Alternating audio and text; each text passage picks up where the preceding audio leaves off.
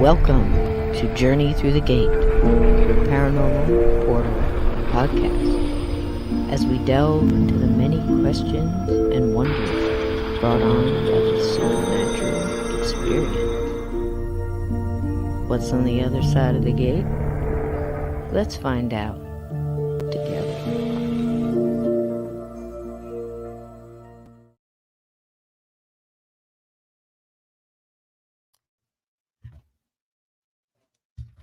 What's up, everybody? You caught me.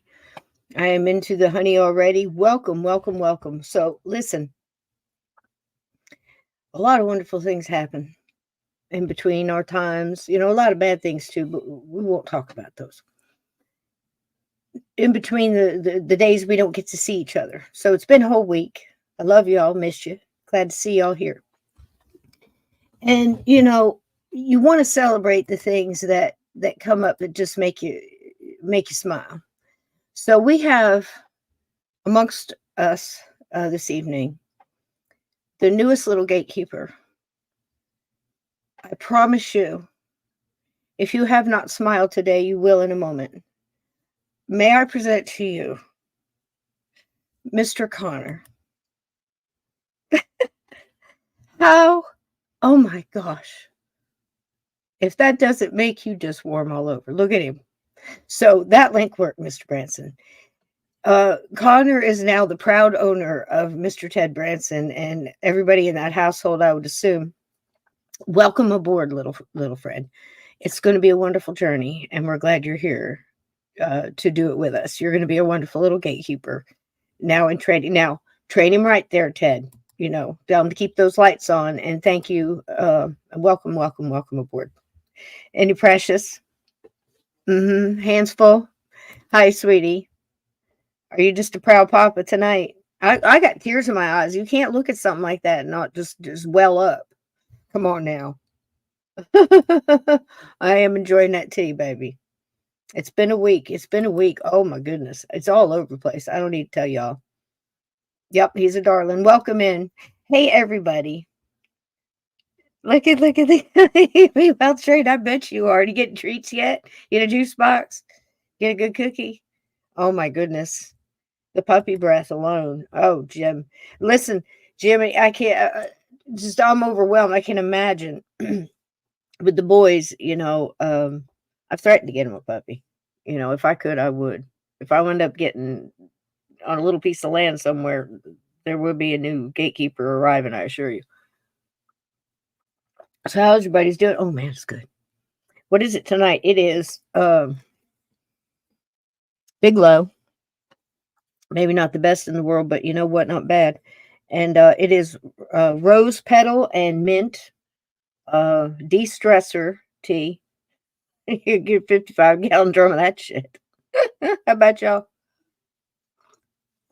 But it does have a titch of raw honey and a titch of raw sugar and a little funny honey.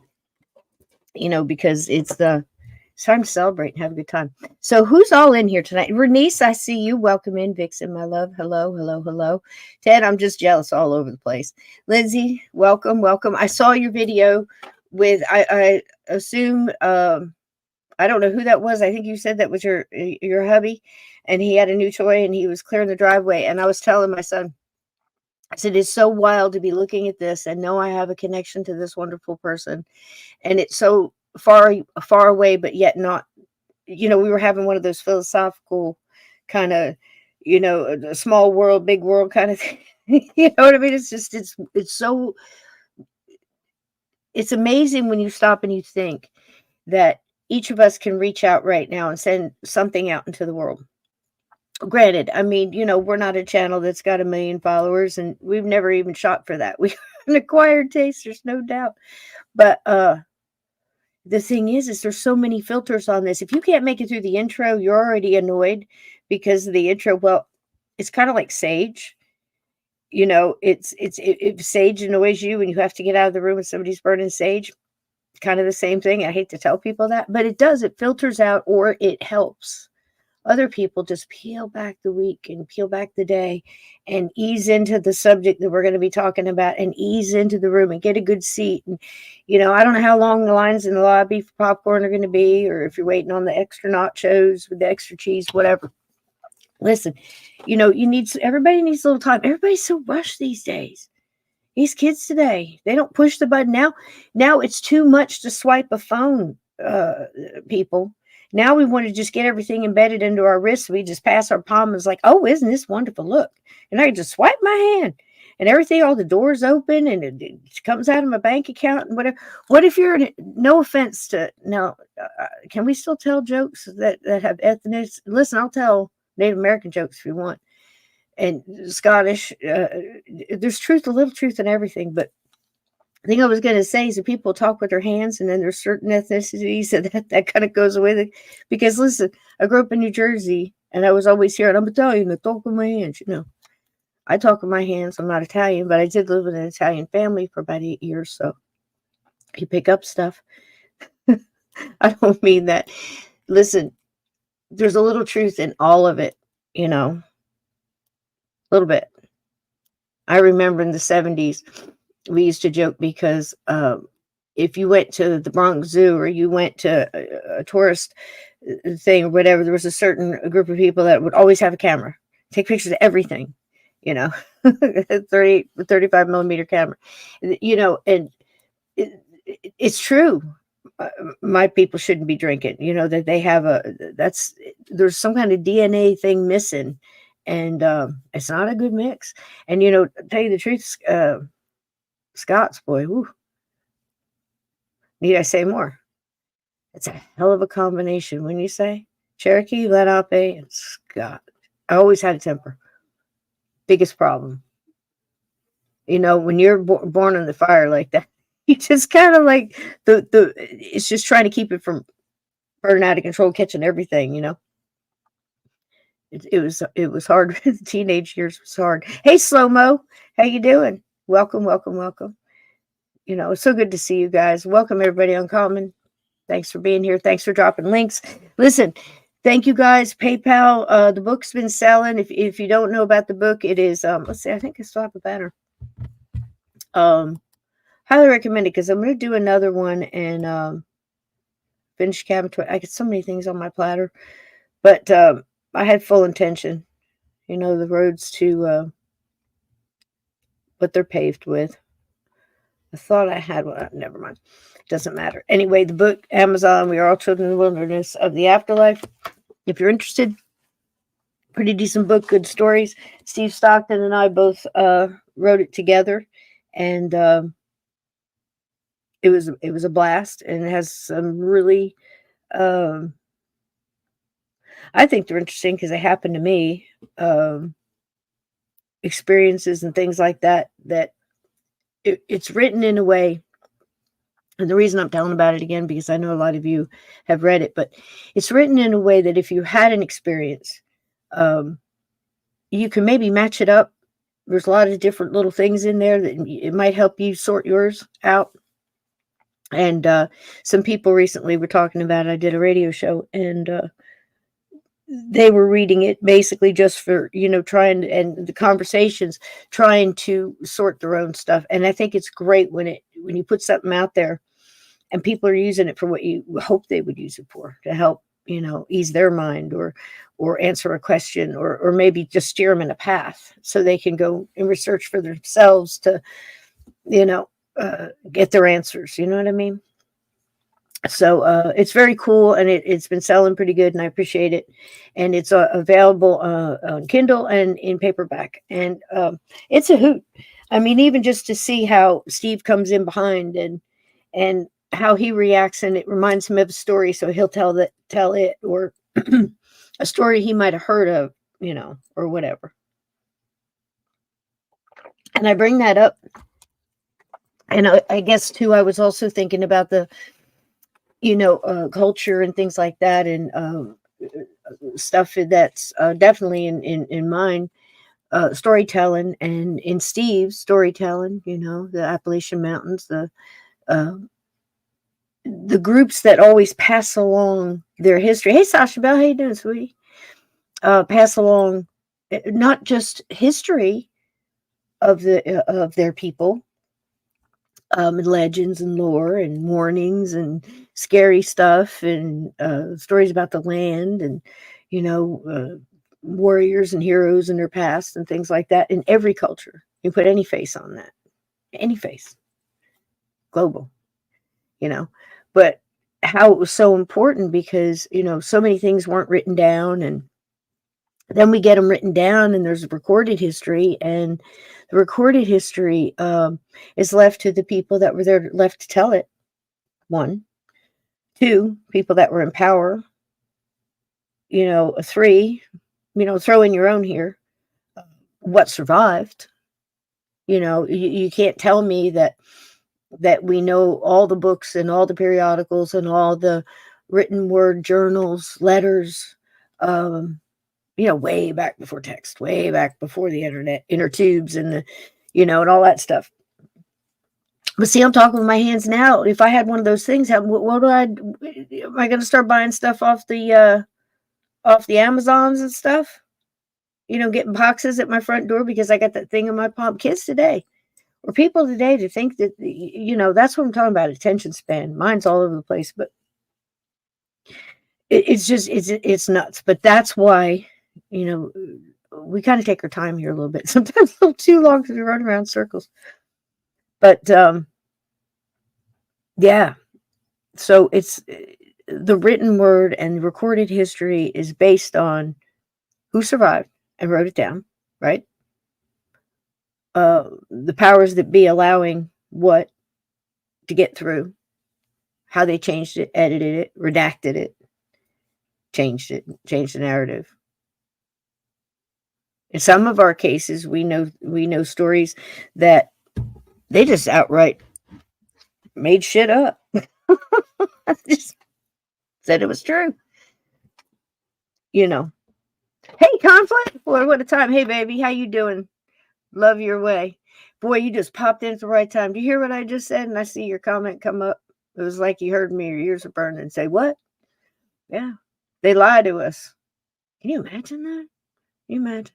So anyhow, why am I talking about this? The storytelling and the passing along the information and keeping the history alive, and pass along the generations, and the books, and the textbooks, and what we teach in our schools and our educational venues globally, whatever you want to say, academies, colleges.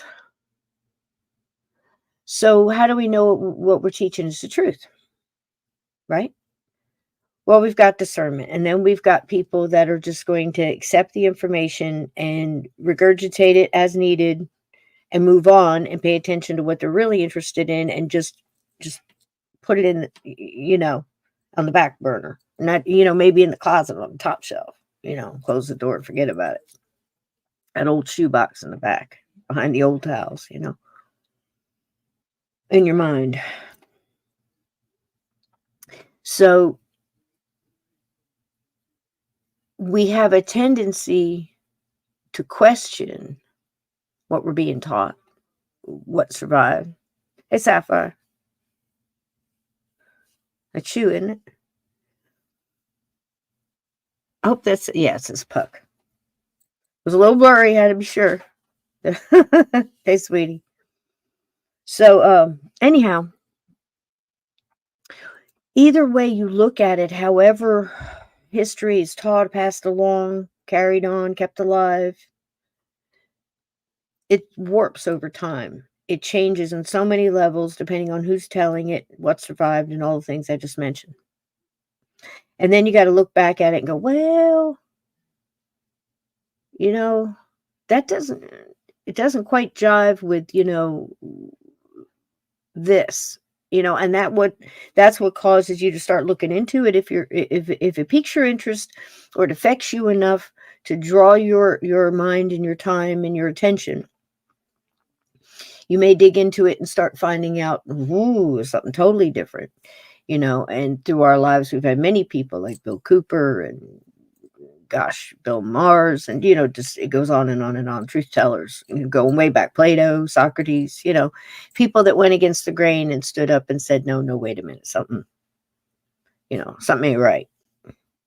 And I think that this might be twisted, or maybe somebody picked up something and ran with it. And because that was the most unbelievable or scary, or like we say, if it bleeds, it leads. Let's just really exaggerate that little detail and turn it into something totally different. Well, there's a million stories like that we can put our hands on. Everybody in here can mention one, top of your head, where you thought it was one thing. JFK, top of your head, right? That was well-oiled chaos right there. That was 90% truth, 90% bullshit, 5% truth, and a lot of directions all at the same time. It was like standing in the middle of a merry-go-round that's off kilter, and there's just arrows shooting everywhere. Try to catch one and see where it fits. Lies, lies, lies, lies, lies. And that's part of it, confusion and chaos. And but there's also, behind that, it's intent.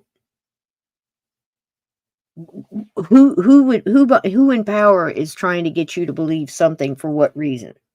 To get your eyes off of this and put you on this. And then I think there's almost a more organic lie.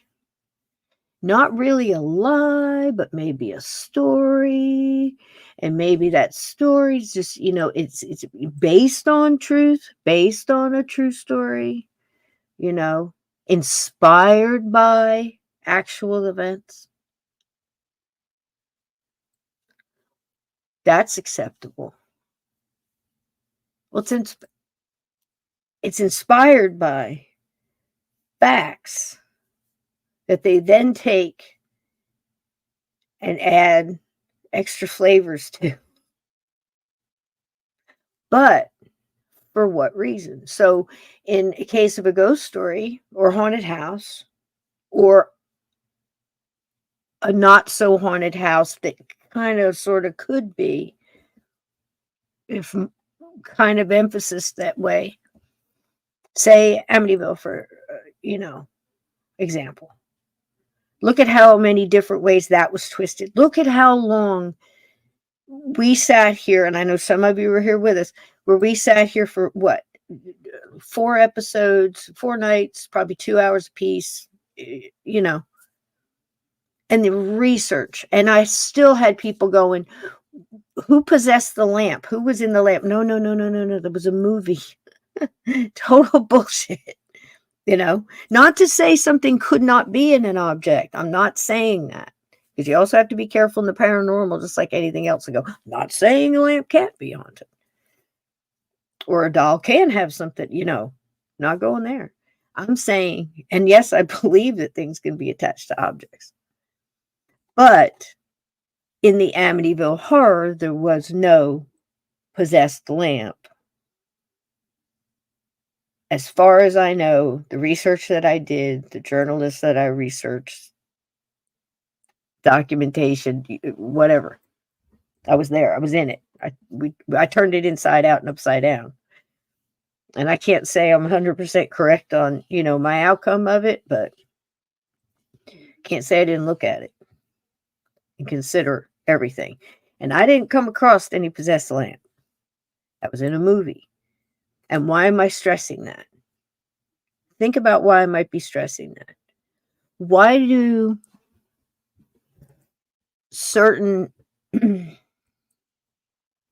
visuals stick with people?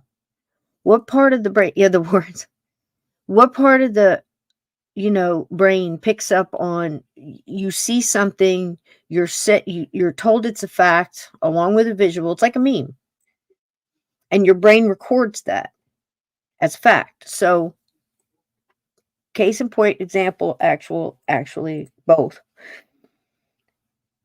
I remember Jim Mars being pretty miffed, not only when he was at the museum, and he was very active in trying to get the museum at the school book depository. I always feel funny saying that word. Anyway, to change it up, because listen, it's not accurate. We all know it's not accurate. Okay. They're pushing a narrative. That's the accepted narrative. That's the one that's supposed to be, there. And again, when no, at least most of the truth, or quite a bit of the truth, and have quite a bit of facts in your bag, you have a tendency to be irritated by lies. And, they went as far as they could to get a couple things changed, but you're never going to win that battle there, And he would also get very upset. They worked for decades trying to get people to relook at things like the magic bullet theory, and the free shots from the window, and just so many things. Okay. And felt like they were gaining ground, and then somebody came out and wrote a book about the case again, had a pretty big name, Stephen King. And he was upset that now this generation was going to see that miniseries, whatever you want to call it, and now it's reseated that one shooter, Oswald, period. It was like it was playing back in a narrative just to slam the door shut on all of the progress that had been made of people thinking about it, because again, they were emphasizing on the fact that this is your fresh visual on this subject.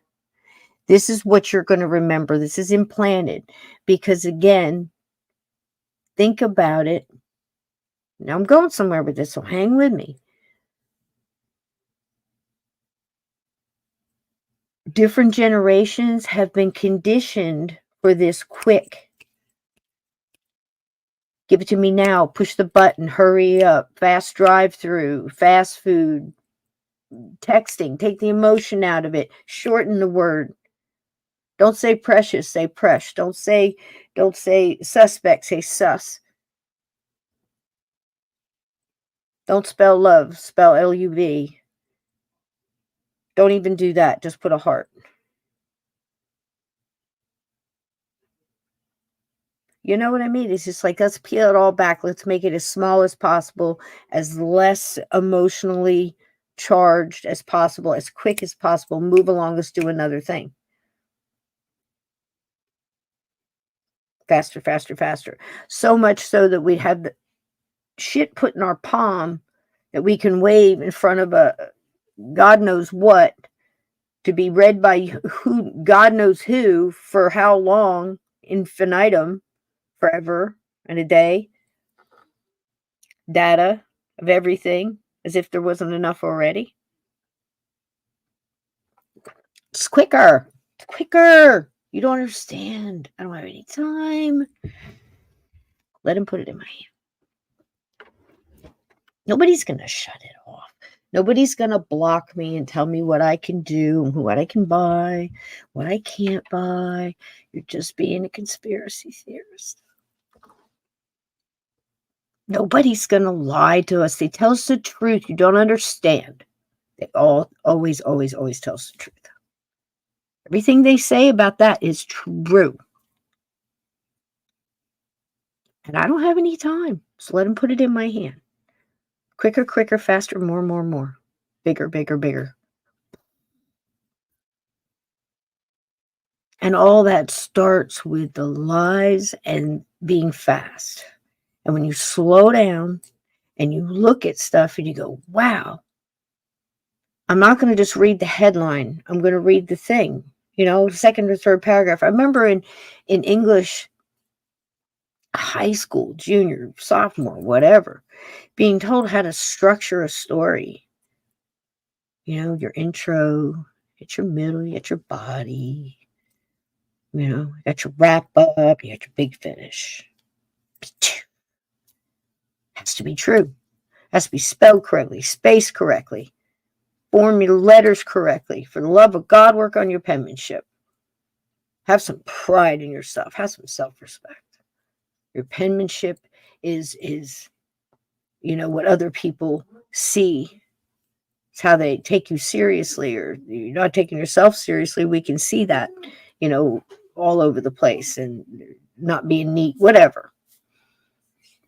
The further back you go, that gets even more important. And something else was important, and that was integrity and telling the truth, and your word was your bond. And if you wrote it, it was true, because you had self-respect and you wanted people to believe you. You had a reputation, right? So we look at stories. No matter how they're passed along, they can be manipulated.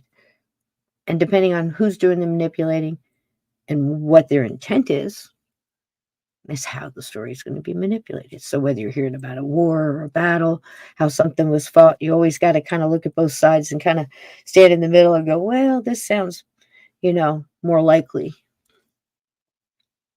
Right? So when we look at things, I am forever, I don't want to say surprised. I guess if I'm going to be honest, I'd have to say I am a little bit. It still gets me. It still gets me to think that people would be spend so much time lying about something when the truth is just amazing. And I think about how many people's stories don't get told correctly. People get remembered for the wrong thing, or not remembered at all for something huge that really did make an impact into humanity.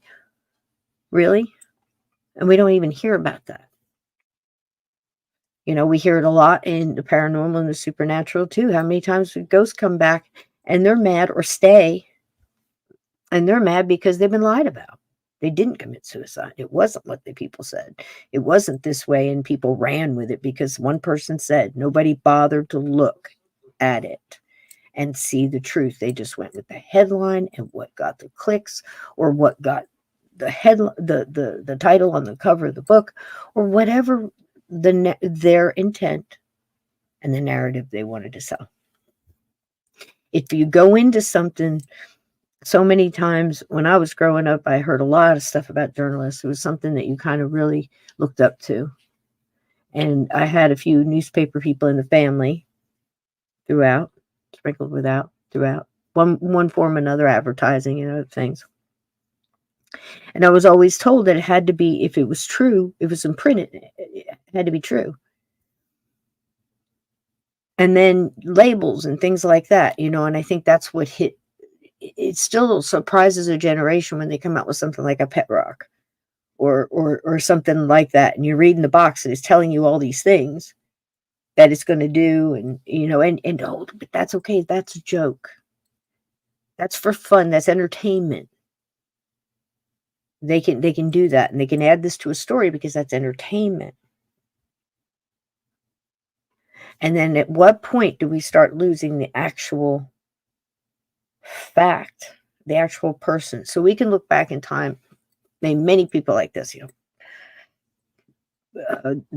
Daniel Boone, Davy Crockett, name any hero back through time. I mean, Wallace, and, even Edward de Bruce, and, how many things were actual, and how many people take the time to go back and look at it, Tecumseh, I just named so many different people that you go back through time. And if you look at it, you go, man, that wasn't true at all.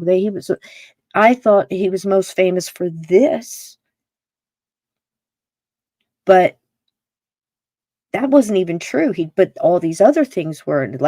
This little thing that happened here spawned this whole, And it's also true in the paranormal. It's amazing. Whether you're talking about Bigfoot or dogmen or ghosts or, spells, whatever, you name it, all across the spectrum. If we just stick to the truth, that seems to be the issue. Are we getting facts? Are we basing stuff on facts? Because if we're, basing our theories on lies, square one. And I think it's so interesting, like I was saying, that I still get surprised when I look back and I find out that something I thought, about a case or, crime or who knows what. I mean, you look back and go, nope, it's not what happened. Or, why are people even talking about that? Never happened. Like the possessed lamp. Because they saw it in a movie. Or somebody picked it up. A reporter said it on the street and somebody ran with it. And, a 150-year-old lie was based on that one little thing. Do you see what I mean? It blows my mind. Click button generation. That's right. Yep. He's still waking up. Us too. Well, at least you're waking up. Don't go back to sleep, right? Yeah, that's true, Ted. Yeah. So how they can get up there and just lie bold-faced like that, show you a firing range in Texas or Kentucky and tell you it's, overseas and something else happened, and they get caught and then they don't even put a retraction or anything else. It's just, and they just keep doing it and people keep falling for it and it's crazy. But again, when you're looking at the paranormal or, like I said, any of that stuff, the same is true. So if we can get back to fact, I think we can really enjoy our history more. And I think we can learn more, which is why I do this. And I think it's so interesting, the character development. And again, when you really get down to the nitty gritty and the truth of things, the character development really starts to, come into light. And you're thinking, wow, man, that's, why didn't they tell us that? That's incredible, or, they don't want us to know something. They don't want us to hear something that's incredible or a miracle or anything that gives anybody hope, for the love of Pete, right? Or encourage people to be more, So I looked back a while ago on an era that I just had a blast in as a high school student. I took a lot of classes in organized crime and criminology and, what they had back then. Nothing like they have now as far as that goes. It was just, like those little specialty courses, whatever. So I had a blast in all that. And I can remember standing up. I think it was in a class called Violence in America, I think. And it was history. And my teacher's name was Mr. Seuss. Yeah, he was the greatest. And he was one of these old school dudes with the white button up short sleeve button up shirt with the tie. And the complete, you could play golf on the top of his head. He had one of those flat tops, like an old Marine. But he was so cool and he was deep and he really dug history. And if you liked history, he liked you. And, he'd talk and tell you all kinds of crazy stories based on fact. And he would also tell you, I don't know why I'm doing this. And he would tell you, like, oh, the book says this, but go in here, go in the library and get this book that yada, yada, yada, and look into this and read the chapter on that. And it's going to be really interesting. If you're interested in it, that's where you need to dig. He was one of the first, really told me to dig. And I figured, my gosh, that applies to everything, no matter what subject it is. Of course you want the truth. Why would I want to learn lies? Right? It's crazy. Yeah. Yeah. Dr. Seuss. Yeah. I don't think he didn't hear that a lot, but he's also a real big dude. He was an ex-Marine. I think I can't remember if it was Marine or Navy. I think it was Marine. He used to tell us about that a lot too. But anyway, I did a whole story on organized crime and focused more on the weaponry and some of the things they did back then. Talking about dragnet, a little bit about both sides. Is like, what exactly was a dragnet? Well, they sent out cops and they, sent out perimeter and kind of worked their way in and, got witnesses and searching, whatever it might have been. Talked all about that. But I remember this one part that I wrote. I had to be, I want to say 8th grade. And I was telling him, and he was sitting at the desk. I remember looking up, and I really dug this guy. When you respect somebody like that, and you want to please them just like anything else, and they're proud of you, it's extra cool. And he's sitting at the desk like this, just listening, because I'm talking about all of the things that each gang had a special thing. Like here recently, anybody watch Peaky Blinders? They had the razor blades in their hats, man. They could just take their hat and just right your neck. Bad thing. Certain time, it's like the Irish gangs, they would, use bricks and, somebody else would use blades. And if you ever saw Gangs in New York, there's a couple of good movies about that. I tell you all those little things. And they're the little details, where they could actually tell who it was just because that was their MO. That was the thing that group used. So I was up there and I was telling them about this one group. They basically worked under Capone, and they would rub garlic on the bullets as an added bonus. It was just extra mean. It was like, they'd sit there at the table, beefing themselves up for, like, I guess some kind of crazy ritual, like going into war or anybody else, face paint or, punching bags, whatever they did to work themselves up. These guys would rub garlic on the bullets because they thought not only was it a calling card, like from the Sicilians, man, this is us, the Black Hand. That's it, He said, but it burns, and they felt it was poison, and it would speed up the death and increase the suffering because that was their mindset. They wanted to be mean, and it was an added thing, just like any wrestler has a shtick. Hey, good Derek, welcome in. It has that thing that that puts the fear and gives them a something to remember about them. So I remember Mr. Seuss, and he was sitting there, and he was really paying attention. He had a little smile behind his hand, and we talked and talked. I got an A+ in that class. You better believe I did.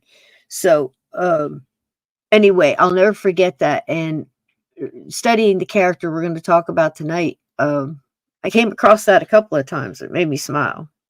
And I thought it was really cool because even in the 8th grade, that's a long time ago, to look back and go, man, I've been seeking the truth for not just in the paranormal, but in true crime and conspiracies and things like that.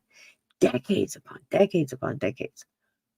And it's nice to see other people doing it now too. More so, sheer desperation. But anyway, you know what I mean? But it's kind of cool to take a character like Eliot Ness and think you know him for one thing. And I saved him for a while because a couple years ago we did Chicago, we did Capone, we did Dillinger, we did all the stuff that was going down. We did the Moran gang, we did the executions in the flower shop, we did the funerals, the flowers, the music. What were they buying? What were they wearing? What else was going on in Chicago at that time? We did the whole Chicago Fair, right? What else was going on at the Chicago Fair? Not only at the Chicago Fair were they introducing things for the very first time, like electric, like the dishwasher, and now it wasn't the first time electric was used, but it was the first time it's introduced to a lot of people where they got to see it because they were all converging in this great Chicago Fair. They had that. They had, it was Pabst Blue Ribbon. I can remember that. It was Wrigley's Gum. It was Aunt Jemima Pancakes. First time. That's where they hired Aunt Jemima, and off it went. Another thing based on a complete lie. There's a good example. She was hired. After a while, she just fell right into it, It's like, okay. And she was proud. I'm telling you what, she was proud to be on that bottle and that box, and to take that from her is an absolute sin. Shame on y'all, whoever did that. Shame. Uncle Ben, too. That man worked hard in that kitchen. Came up with that. Do you know how proud that man was to tell his family? Look at me. I did something. You might have just thought I was a cook, but I came up with this, and everybody likes this recipe, and this is my legacy. And to punish everybody else, they took him off the box and punished him the most. That's absolute sin. Shame on y'all. We're left with what? Do we still have Mr. Salty? We still got Mr. Salty up and down the aisles. They leave him alone. We got some old Quaker dude and Mr. Salty. That's all we got left. I'll tell you what. You best believe they took that Indian off that butter. They kept the lamb and they got rid of the Indians. That's about right. Right? At least telling the truth about that. So what do y'all think that you know about Eliot Ness? Now that you've heard my story on stories, and understanding that when you look back time after time after time, the things that you thought were lies might be the truth. And things you thought were truth just very well could be a lie. And it's very interesting to sort that and then look at the character again and go, wow, now you can, it's so different. Or a case like the Villisca or Lizzie Borden or Lincoln. Isn't that crazy? What do you got? Where? At the, with Kevin Costner, okay. 90% of that was absolute bullshit, Ted. I'm not really kidding that much. No. So what, and I'm going to touch on that because I think it's important because of what Jim Morris has said, and so many other people have said similar things, because it's the truth, right? The last thing you see, especially in this generation, to see that movie, right? Do you think Eliot Ness, how many people think Eliot Ness ever stopped a baby carriage from running down the stairs? At the same time, he was having a shootout with others on the stairs. How many people think that Eliot Ness was that guy? Raise your hand. Don't be afraid, because that's what we've been told, right? And we've been told and shown on multiple shows, like The Untouchables with Robert Stack. That was the first thing that popped up. I think there was a movie and then it went to the TV series, but I could be wrong on that. I'm going to study a little deeper on that one, and I'll get back to you on it. But the book that was written, that started it all, was written by Eliot himself. And it was written by him. And it really kind of brought him back to life there toward the end of his life, because the excitement was back. The stories were back. He was able to, almost like a memoir, of course, but just that, if you could imagine thinking it's all over and everything's over, and then you get involved in project like that brings it all back to life. And I can tell you that that's one of the reasons I mentioned my book in the beginning, because it does do that. It brings those experiences back to life. And I can imagine being there, and because I did it, to struggle and try to get the right word and the right detail and the right description and the right sequence of events, because things can get blurry over time, and you want to be sure you're not just filling in, And to Eliot Ness, when he was writing this book, and I'm kind of starting at the end and going back to the beginning for a reason. Eliot Ness, I've learned there toward the end, he was kind of tore up inside. He had was hard on himself and he'd been down on his luck, and he had some money mismanagements going on and some other life events, and he was kind of giving up and just becoming an introvert and an alcoholic, believe it or not. Isn't that strange for somebody so big in the prohibition era, and to have that be such a part of his name, and then to hear that he was indeed an alcoholic. So especially there toward the end. But he got a spark of life back to him, because one of the big things that he felt was his legacy was to be a man of integrity. And he was definitely the epitome of, I'm sure there's other people that we just never hear of and never will, but in this focus, he was kind of the epitome of that. Going to go by the book, going to live by the, the corruption detector kind of guy, letter of the law. He was hired to do a job. By God, he was going to do it. But he was going to do it by not being corrupt and not taking bribes and not in a sea of people doing this. A sea, literally, where he was dropped off. So, and to think that he got a chance there at the end to start putting those words together and remembering those experiences and struggling to get it right and to do it accurately and tell a tale. And this was difficult for a man that his ego had been severely bruised by this time. But as a young man going into his career, he was very bombastic and very young, early 20s, 23, I believe, and very idealistic and full of, piss and vinegar. And he did it with a suave and kind of a debonair of,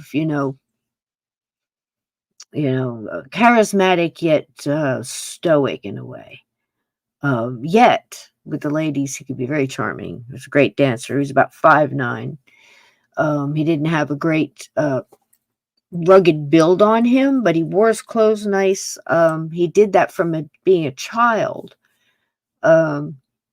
because he grew up in a family full of women, and they doted on him. And when he was born, I believe he had four sisters, and they were all teenagers at the time. So there you go. He got his hair done a lot and his nails painted, I'm sure, and the curls done and dressed up. And, his mother doted on him amazing. And she wanted him to have the best clothes and be the best dressed and be the smartest and get the best grades. And, just had all kind of high hopes for him. A smart little kid. Learned to read very much at a young age and read a lot. So you see a lot of these smart types. They, isn't it odd? They turn out smart. They start reading really early. They always nose in the book and learning things, researching, So this is how he grew up. And when he got into his career, he was very ambitious and very, like I said, but at the same time, very stoic. And he had his mind made up. He was going to be in criminology. He went through many different things to get that. And by the time when he got there, the big thing for him was integrity. That the corruption, you can't stop the corruption on the streets if you can't stop the corruption behind, within the law and the people enforcing the law that are supposed to, the bean counters, whatever. He's right, so rightfully so. So, and it was like, a lake of corruption, like I said, it wasn't literally an ocean, but it was an ocean of corruption. You know what I mean? Everywhere you turn. And what are you going to do? You're a cop, If somebody comes up and they're going to offer you this kind of money just to turn your head for a minute, and you're in depression coming through, this, that, and the other thing. hard times. It's easy to judge and look back, but what would you do in the shoes? In the same shoes, same situation, same time. We don't know. And Eliot Ness went through a lot of these things, it seems, where he made those decisions. And I find it very interesting that a person of that deliberate integrity, my word's my bond, I want people around me the same. Love it. How hard is that to do? You got to work with a team, You can look at the credentials all you want. You can get resume all you want and, reviews over here and, right? Hey, Tuber Chat, welcome in. Thanks for being here. But proof's in the pudding and time will tell, right? So there's a lot of bumps and grinds. If all you know about Eliot Ness, the movie, the TV show, Robert Stack played him in a TV show, very long running. I don't know how many seasons. Very popular back in the day. Because it had, Tommy guns and, gangsters, shoot 'em ups in the street and this, that, and the other thing going on. And Eliot Ness hanging off the back of, these beautiful cars and, blowing bad guys up. Stuff like that. Never. Not like that. Things happen, but not like that. And I think it's very interesting, that man going from what he went through, the choices he made, what's the word I want to use? The bargains with himself that he made. The little yeses along the way, like, yeah, but this is different, kind of thing. Had to be very tough. You could liken it to someone now having to work undercover, and how far are you going to go to prove, to get your evidence, to get the stuff you need? How far are you willing to go, and how far can you go before you become them and you lose what you're doing? I always found that it's hard to wrap your head around that.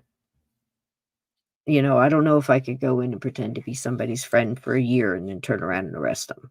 You know what I mean? You gotta have a lot of intimate time in there where you're talking and you're really, I would have to be a real scumbag to do something like that to somebody. I've never had a good feeling watching something that, like, a lefty with, if you remember the movie, I can't remember, it was Johnny Depp and Al Pacino and Johnny Darko, oh gosh, what was the name of that? Based on a true story.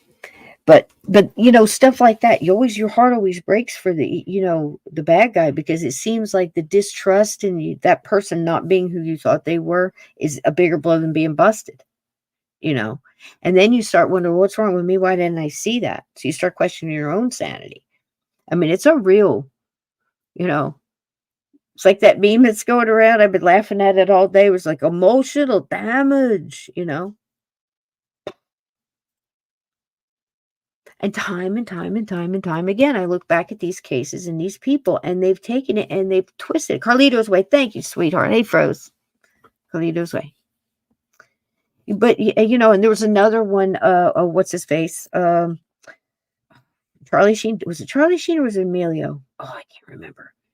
He played a cop that went undercover with some bikers. And he pretended he got all, up close and personal with all these bad guys. And then he flipped on them, based on a true story, because they're selling drugs. Of course they're selling drugs. They're bikers. Next, what do you...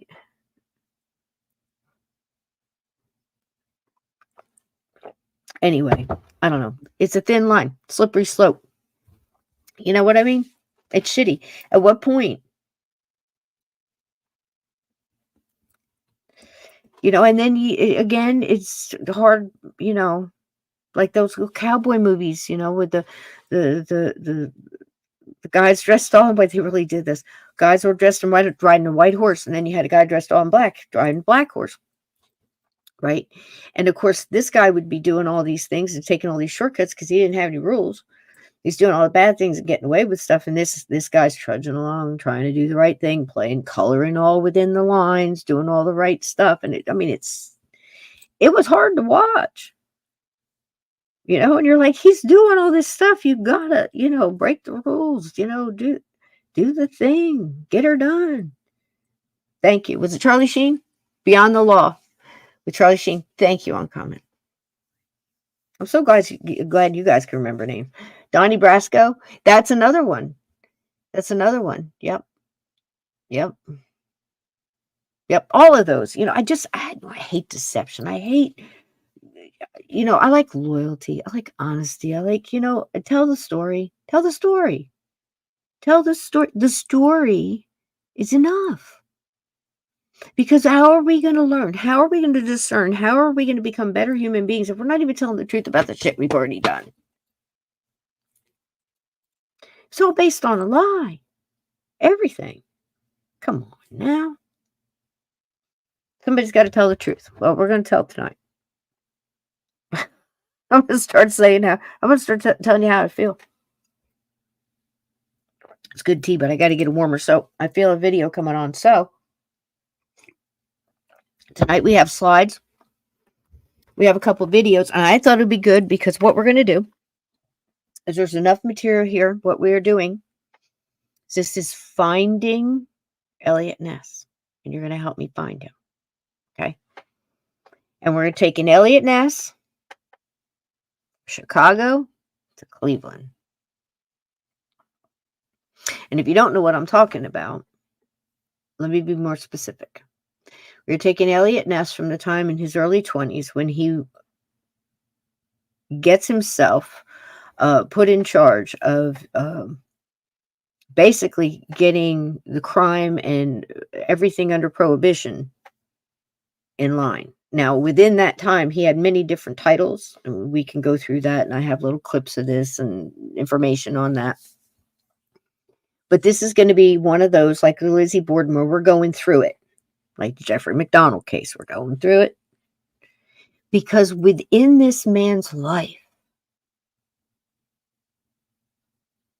not only was he born in a time that's so interesting, and we've learned so much about it already, like I said, over a couple of years, it always seems we keep going back to Chicago. If we talk about organized crime, or we talk about gangsters, or we talk about any of that kind of stuff, including things like the Chicago Fair 23. Talk about the things that were happening in that time, in that year globally. We talked about that because it took us back. It took us back to Chicago and that fair. And who else was there? H.H. Holmes and his murder castle. This place was popping. So much stuff happened in Chicago and still is. Again, that's why I say, I try to get a hold of people that have studied that. I'm like, man, stuff has been going on for a long time. It's always been off the chain. The energy in Chicago. Now, some ways it manifests with good music and good people and dancing and good food and the Chicago feel with neighborhood and certain people and, just making it happen and being the heart and soul. But it's sour soil. Proven time and time again. Fed with blood over the decades, many, many times, still is.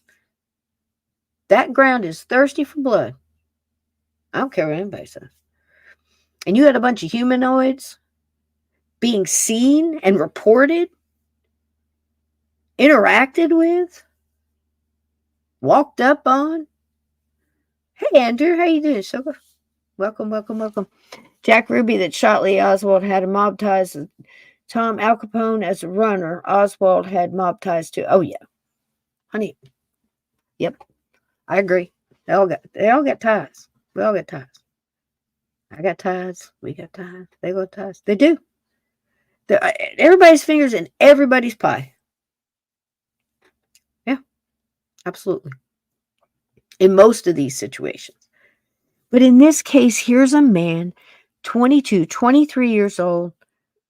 He's got the older sisters, like I said, one of them marries a gentleman, and I forget his name. I got notes and we'll talk about it, but just, dotting through, kind of outlining it a little bit. Sister marries a real G-man. Works for the FBI, or the up and coming FBI. Hasn't really got formed yet, quite named, group, boxed, but that's where he is. And he gets to talk to him, like at dinners and, a couple other things, to get-togethers. Because back then, that's what people did. They got together and ate with their family, and they visited, and they told each other what was going on in their lives. They actually met each other. They didn't, text it.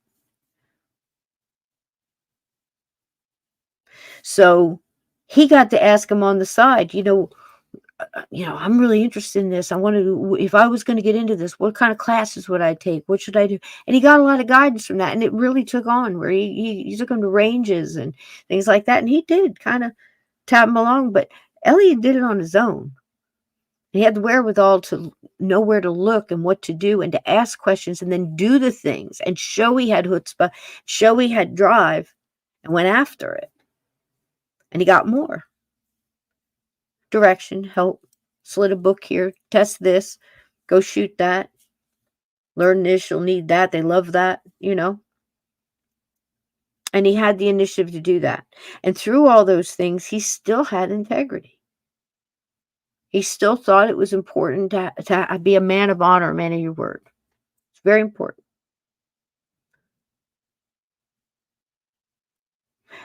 Andrew, I'll tell you what, go back and watch the thing I did on H.H. Holmes, and you'll get my theory there. See what you think, and then come back and tell me. H.H. Holmes. It's crazy. Again, Chicago. So, at the end of his life, when he's writing this book, memoir, there was some interest in, he hooked himself up with this other writer, and we'll have all the details later. And the writer got the papers and said, Eliot, basically wrote, I did this, and then we did this, and then I thought, well, we tried this, and that didn't quite work the way I thought, so then we did this, that worked better, and then, blah, blah, blah. And a lot of those things were backed up by the fact that Eliot kept all the news clippings, all the cartoons done on him, all the articles, good, bad, and the ugly, and had them all in a scrapbook, which was very popular back then. People had postcard books and scrapbooks and autograph scrapbooks and, newspaper clippings and ribbons and locks of hair and things like that. Now, he didn't have all that, but he did have an awful lot of newspaper clippings, and like I said, eventually there was some cartoons and stuff done, and some other stuff, and he'd have all those clipped out, and all the stories and things in the scrapbook. Because Eliot was also the kind of guy that thought, you have to have the publicity. He knew the power of the press, and he knew the power of publicity and getting the people on your side and telling them what you were doing. And I agree. But because he did these things, it was kind of working against him, because if you're going to go do a raid on a secret organized crime bootlegging ring, at Sam's Garage, on the dead end street over there on, whatever, Elm Street, and you tell the press to meet you there, it kind of, warns the bad guys on the other side that something might be happening and you may not get the right results, And believe it or not, as simple as something like that sounds, it happened a couple times. Because he believed in having the press there and to get that word out, and power of the press, like I said. And, he kind of learned, he was 23, and he didn't have a lot of guidance, because he was kind of taken and put almost in charge of a whole group that never existed before, given a very huge task. And he was moved very quickly. So we'll get into all that. But I tell you this, to go back again to the other end, to the end of it. When he hands those papers off to the writer, because he wasn't a writer, and the writer took his experiences and turned them into stories instead of, the dry facts, kind of almost like he would be filling out paperwork as a cop. You know what I mean? And added to it, and added color to it, and description, and a little bit of spice, I guess.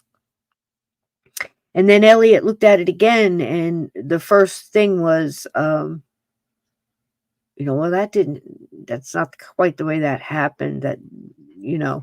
As much as Eliot liked having his name in the press and having that publicity, right?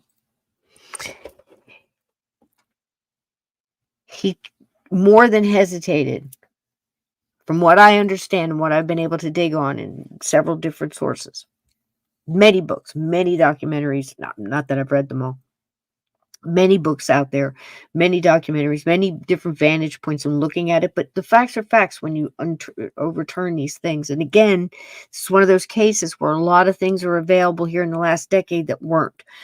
People that pass, and you go to a different generation that just doesn't quite care if grandma's, love letters get out there, or Uncle who's ever journal. Yeah, sure, take it in the museum, especially if they're offering money as far as like a museum or something.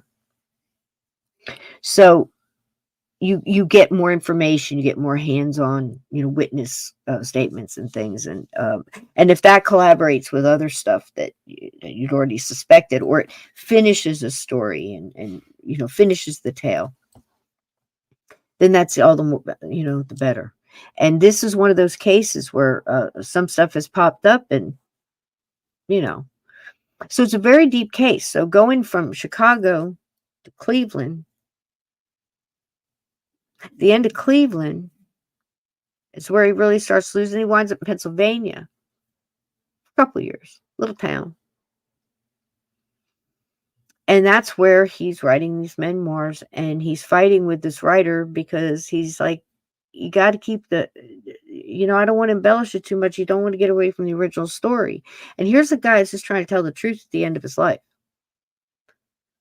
The give and take, and it winds up becoming the first novel, The Untouchables, Eliot Ness and The Untouchables. And the very sad part about that is Eliot Ness never got to see it because he died. It was 5 weeks or something like that before it came out. Not really sure about the time. It was close. But he did get to read the last manuscript. And he really tried to hold on to keeping the stories tight to what happened. But one night when he was drinking at a bar, he was talking to one of his friends. And he had him read some of the papers as he was proofreading them and, okaying them to go into the book. And again, probably in the last weeks of his life. He said, his friend looked at it and he said, did that actually happen like that? And Eliot was sitting there, yeah, that one's true. That really happened. We broke through that barrier, and, once we got through, there's nobody there, and we learned to do this and this. And he was talking a little bit about that. He goes, what about this? He goes, yeah, that's a little, sometimes you got to add a little exaggeration to keep them interesting for the public. And he took a drink and he kind of saluted the air. And his friend said he wasn't sure how to take that. It almost looked like it hurt him to say it. But there was a man that had given in to what was going to sell. And there you have it. Long career. Tried to hold on to it the whole time. Did he? Could you? In that environment? Tough job for a youngin'. 23. He had to grow up fast, and he learned the hard way. He had an amazing journey, and I think it's cool to take a look at it. So I got a couple things here. And I told that I know it took a long time, and forgive me for taking that time, but there's a lot in there. Do we want the truth? Finding the truth can be interesting. But why do we believe the things about historical figures that we believe? And how much of it that we're believing do we bother enough to look back and go, is that because I saw a movie? Or, the millions of things on there are so many things that come out about this Zapruder film on the JFK. It's like every year something different comes out. You know, the next thing it's going to be is like it was a parachuting clown or something falling down behind the. Listen, there is a structure to that. There are facts. There are sounds. There are testimonies. There are evidence, physical evidence, eyewitness statements that all come together and tell one story. There's the truth. Everything else is just filler bullshit, narrative, and intent by some very powerful people with very bad intentions. Yep. And it's up to the people being fed that stuff to decide when they've had enough. They start digging on their own. And this right here is a man,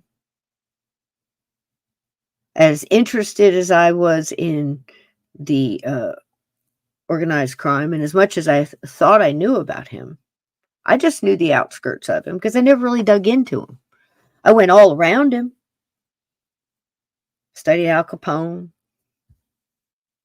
studied what he had in his jail cell, who brought it to him, what they put on the bullets. The irony, the rest of the story on to do my friend Steve Stockton a solid and tell you kind of the rest of the story on that. The crazy part about that is that they would sit at the table and put this garlic on the bullets, believing it was poison and it would cause more pain and and kill them faster and more uglier with a statement. It actually healed the wounds because garlic heals. Ain't that some shit? There you go, Steve. So anyway, Eliot Ness was born in Chicago in 1903 to Norwegian immigrants Peter Ness, a baker, and Emma King Ness, the daughter of a British engineer and Norwegian dressmaker. As a youth, he worked in his father's bakery and kept a paper route, demonstrating that he definitely wasn't afraid of a little hard work. Now, I want you to see this young man. This is probably an early, believe it or not, people always looked older back when you look back in the day.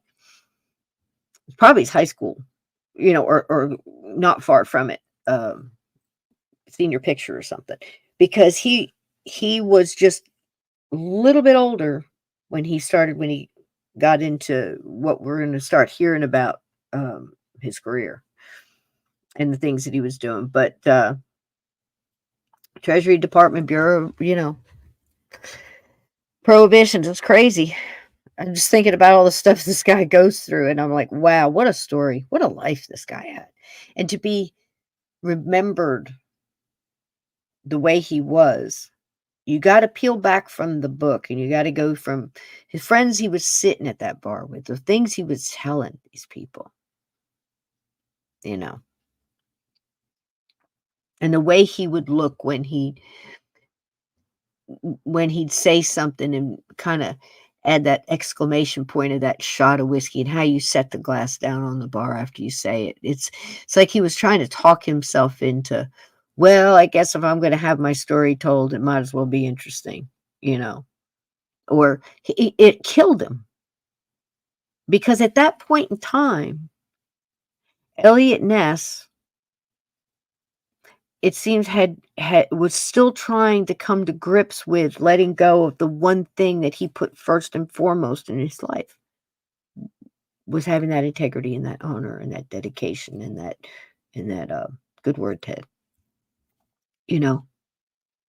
not to take the bribe, not to take the hard road, to practically die penniless.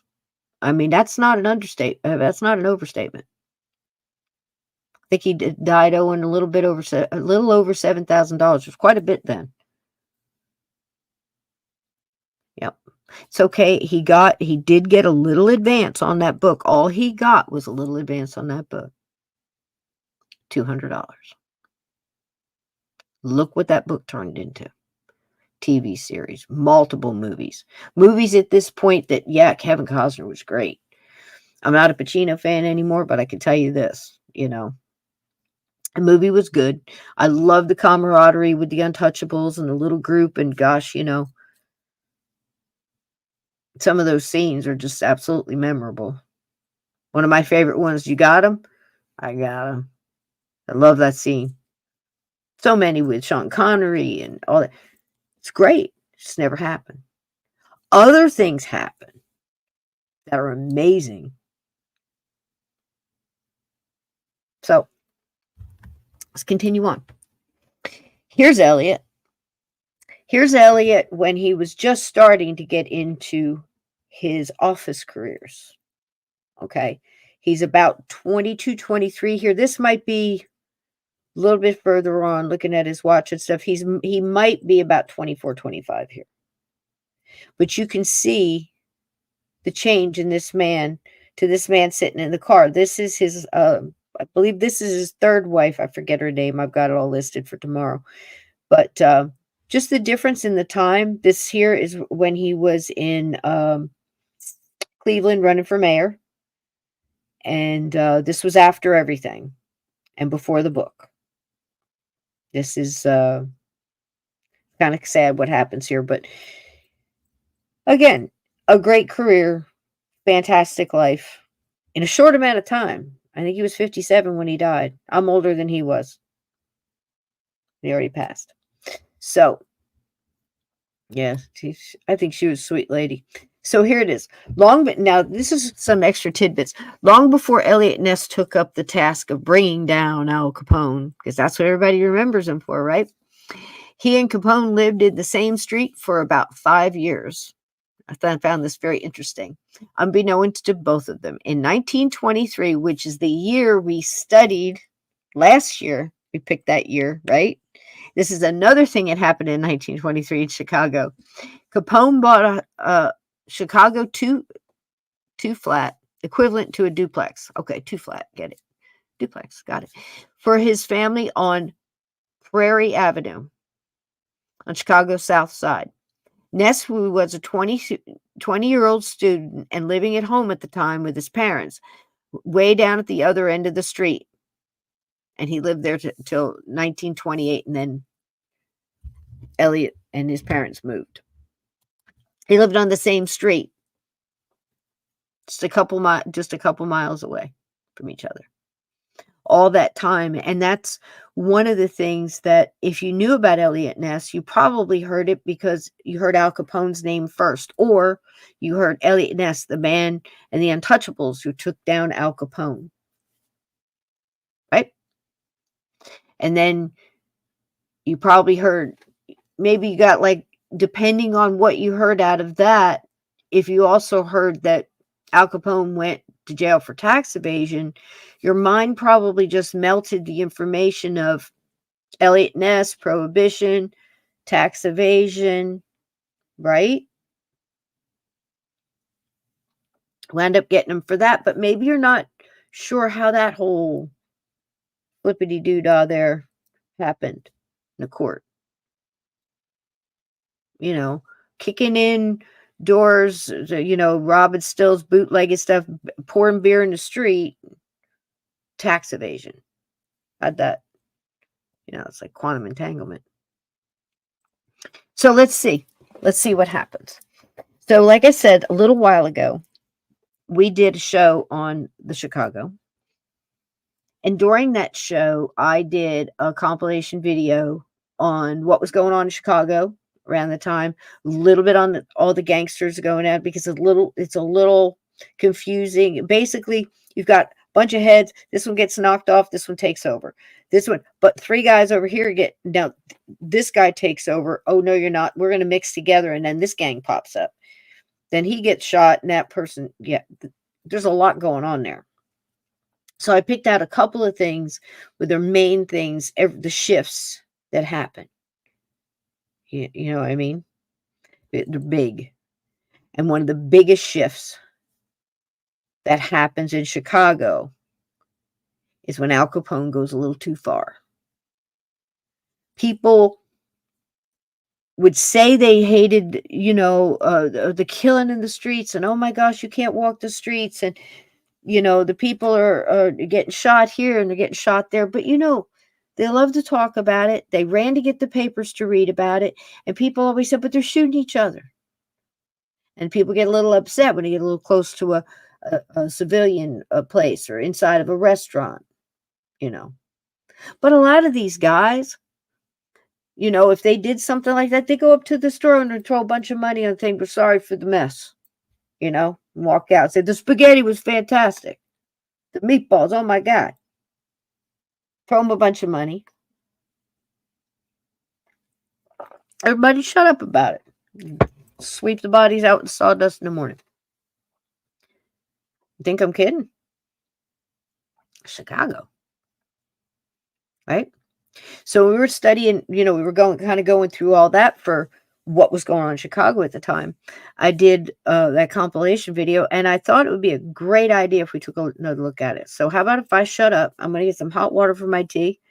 I'm going to pop this in, and we can refresh our minds about what was going on in Chicago, gun malls and the Tommy guns, and, the wonderful, the stories.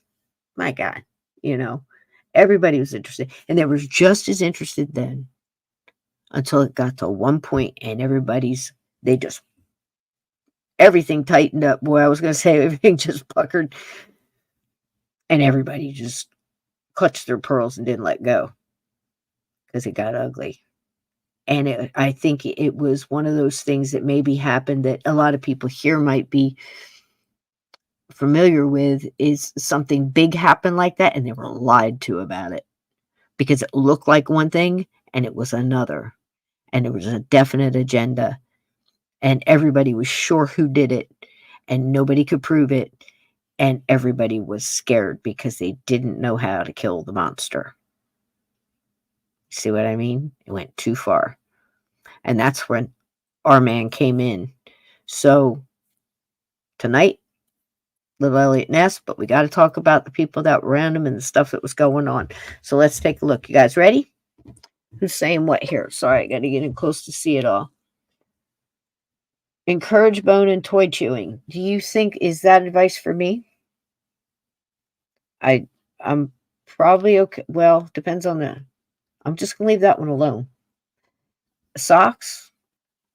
Oh, we're talking about the puppy. Oh, okay. Okay. Yep, you got to puppy-proof your house. Yep, puppy-proof. Get on your hands and knees and crawl around and look at things from their vantage point. Go around, take everything out. If you got a question about it, just take it out, because it's better for safety. And yes, you have to worry about your shoes. And it's not the dog's fault if you choose it. It's your fault for leaving it there. Just saying. Listen, I used to work at PetSmart. You got any questions? You raise absolutely wonderful furry friends. You don't need any advice from me, but if you do, I'm here. So let's watch this. Let me see if I can find it. How can I mess this train up tonight? So Eliot Ness, man, I was just very intriguing story. And I've been studying this one for several weeks, and I've been really looking forward to doing it. So here we go. I think this is right. Let me make sure. Yeah, it is. Oh, wait. Make sure it's not that one. I'm trying not to mess this up. Yeah, we're cool. Here we go.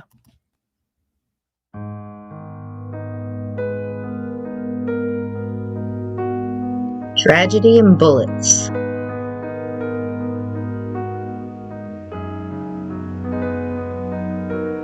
Chicago.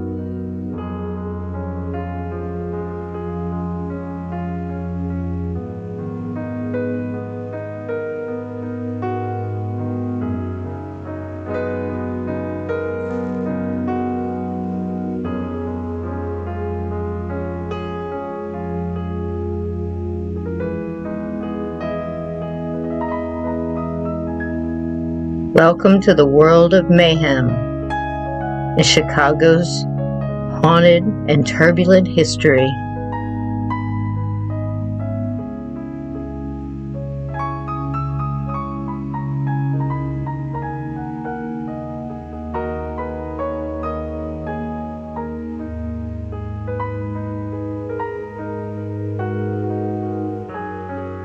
Massacres,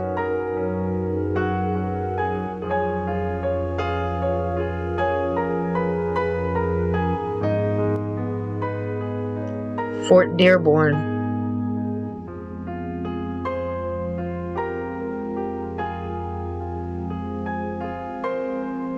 called the Windy City because of all the hot air blown around by the politicians and the crooks.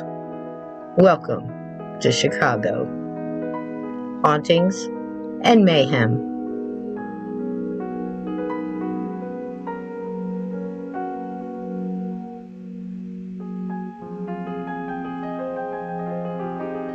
Chicago is known worldwide for a colorful gangster past starting during the 1920s and 30s, with murder and mayhem down every alleyway, speakeasies, and mysterious sidewalks.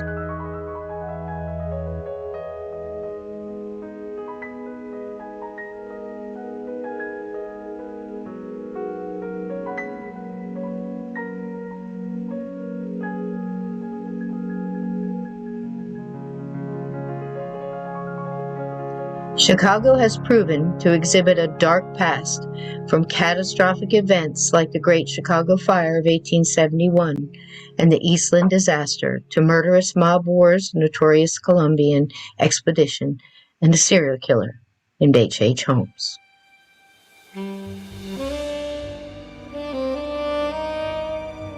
Al Capone, who frequented the Congress Plaza Hotel during his heyday as a Chicago mobster, has been seen haunting it still. But old Scarface had his own ghost. The St. Valentine's Day Massacre marked the end of any significant gang opposition to Capone, but it was also the act that finally began the decline of Capone's criminal empire. He had just gone too far, and the authorities, and even Capone's adoring public, were ready to put an end to the bootleg wars. Perhaps the strangest bit of history in regards to the massacre involved the fact that Capone had not seen the last of one of the men killed on that fateful day.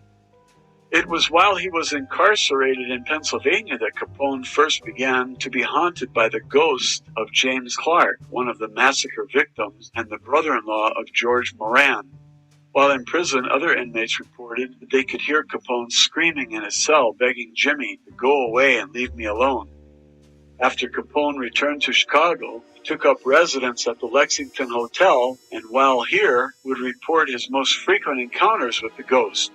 While living at the Lexington Hotel, there were many times when Capone's men would hear from strange begging for the specter to leave him in peace. On several occasions, bodyguards broke into his rooms, fearing that someone had gotten to their boss. Capone would then tell them of Clark's ghost. Whether the ghost was real or not, Capone certainly believed that he was. The crime boss even went so far as to contact a psychic named Alice Britt to get rid of Clark's angry spirit. Not long after a seance was conducted to try and rid Capone of the vengeful spirit, Jaime Cornish, Capone's personal valet, also believed that he saw the ghost. He entered the lounge of Capone's apartment and spotted a tall man standing near the window. He demanded to know the man's identity, but the shadowy figure slipped behind a curtain and out of sight.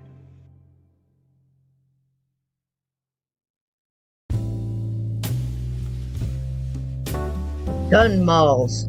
A gun mall, or gangster mall, is a female companion of a male professional criminal.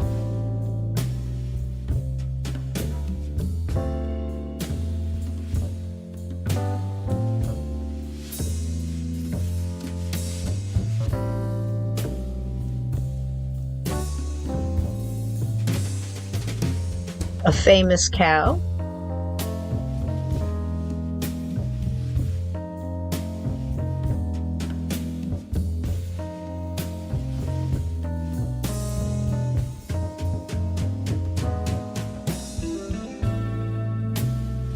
Ghostly hitchhikers.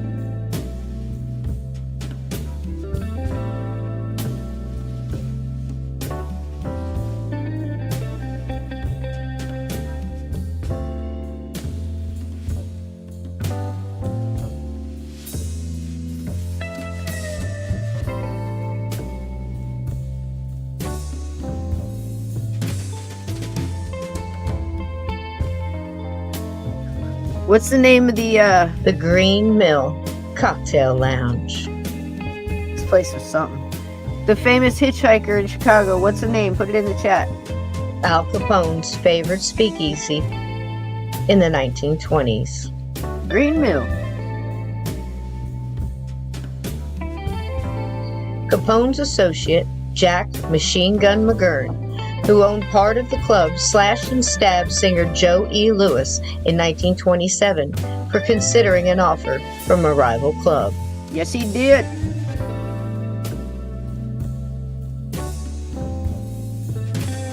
Joe Lewis had suffered a fractured skull, had over a dozen knife wounds in his head, and part of his tongue was cut off. His right arm was paralyzed, and his left wasn't much better. His mind was cloudy, and he had to be retaught how to speak. Can you imagine? Horrible. It's a good movie. Frank Sinatra portrayed his friend Lewis in a film bio called The Joker is Wild in 1957. Highly available to see on YouTube if you so desire.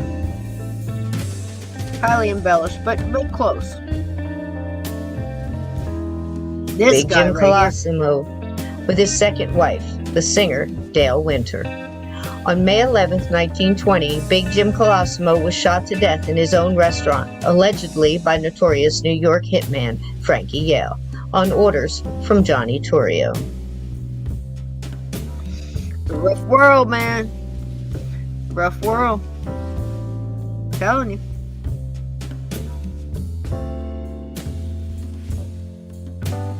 Look at those cars. All those people, the flowers, man. So interesting as a floral designer to see. Before Capone, there was Big Jim Colosimo. The father of the Chicago outfit met his fate at the end of a gun. Sure did. Right there in his own restaurant. That really happened, as you can see.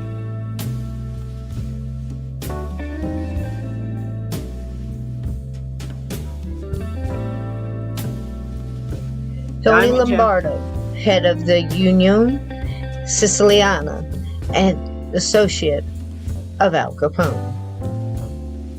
Tony Lombardo.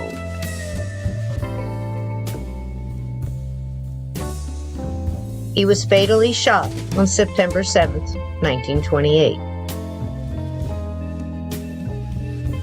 An arrow points to the body of the slain gang chieftain on the sidewalk.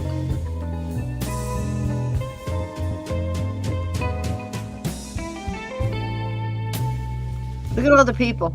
Look at all the hats. Look at all the hats. There's this guy. Was just minutes before living large, you know?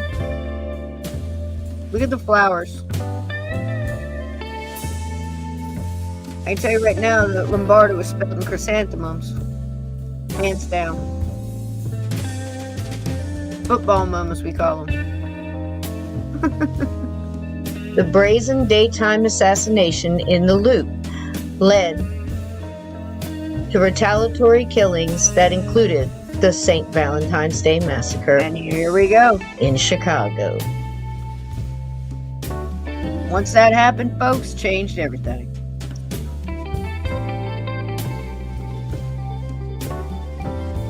I think about it every Valentine's. I'm standing there doing dozens and dozens of roses. I think about that. Isn't that crazy? People leave me alone at work.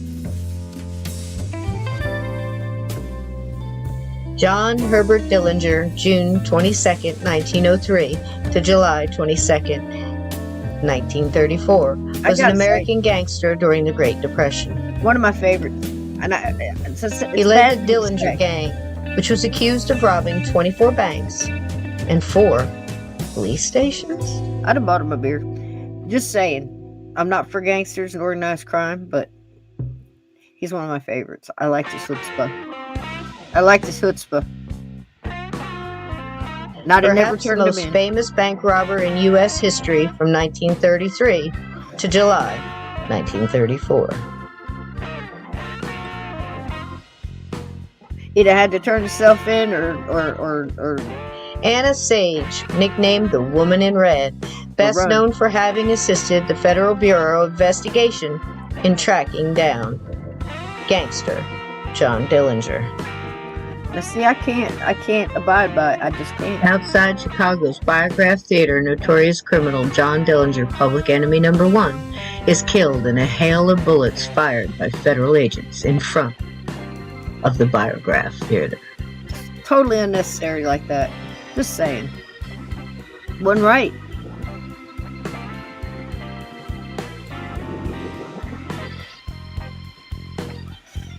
I don't know. Sticks in my craw. Well, that doesn't look very fair to me. Me either. The alley today. And yes, his ghost does show up there. I think his is residual, though. That's just my opinion, based on what I know. Legend has it that Dillinger's ghost still haunts this very alley. A shadowy figure has been seen either running along the sidewalk or in the alley itself, and suddenly disappears upon falling to the ground. I've never heard of that one interacting with anybody. Maybe inside, different story, but that one, that could be like a time melt, or a residual stone tape theory. It's my opinion. Very powerful emotional time. And at that time, he's running into that. And you imagine that impact, that, energy being dispersed. Look at this. I just think he was done wrong. He had a lot of chutzpah, and he knew how to play the game. Dillinger or not, the ghost of a man running and disappearing into the alley has been reported by countless witnesses over the years. Johnny Depp. It's a good look for Johnny.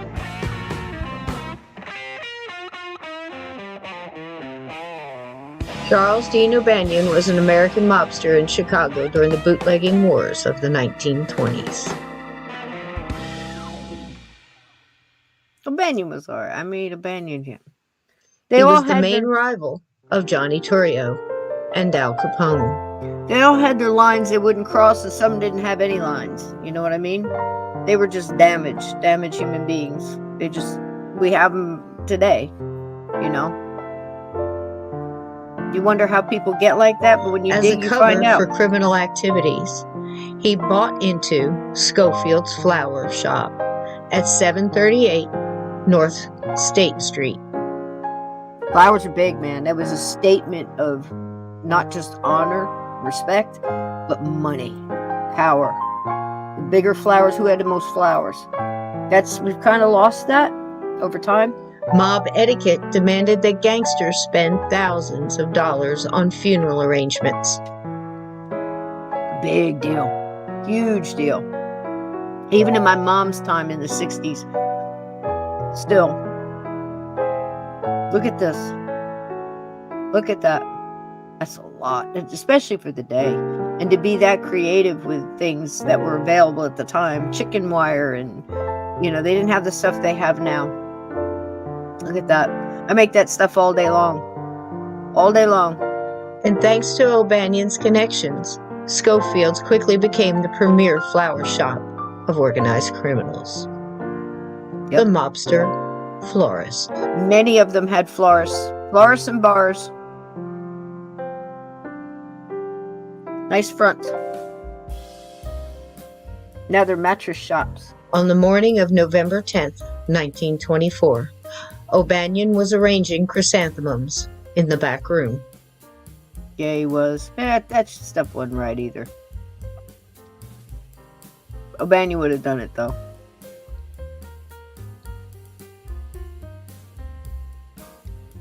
His bodyguard, Louis Altieri, had claimed he was sick with a hangover. Another and did betrayal. not come to the flower shop that day. I was not big on betrayals. Loyalty means a lot. I mean, where do you cut the honor off there, you know? Frankie Yale entered the shop with John Scalise. Yale was, boy, he was one of those people. And Albert and Selmy.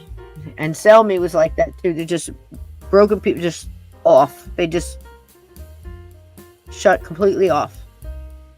Just killers.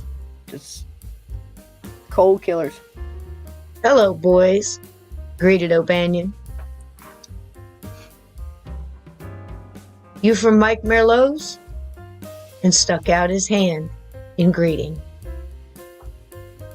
Shots rang out, and O'Banion fell to the ground, mortally wounded.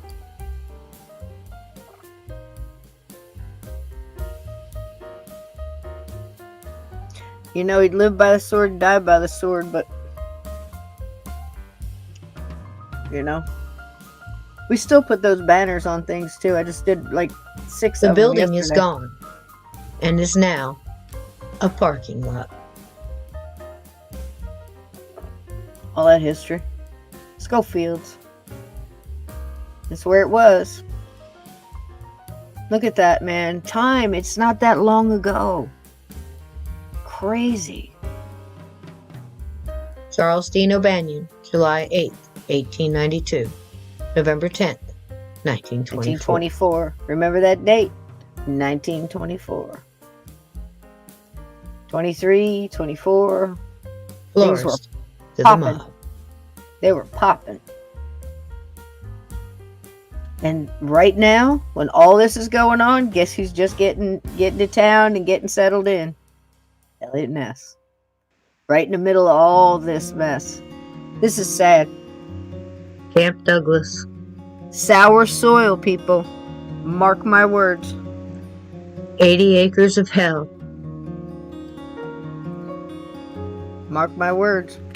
Many have heard of Andersonville and alleged allegations of mistreatment of Union POWs, but none come worse than that of Camp Douglas, a prisoner of war camp in Chicago, Illinois.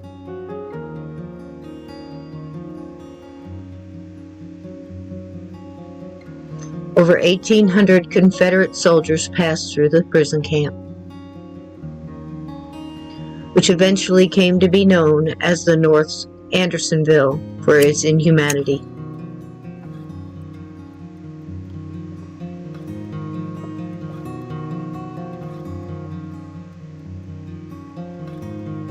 Confederate mound at Oak Woods.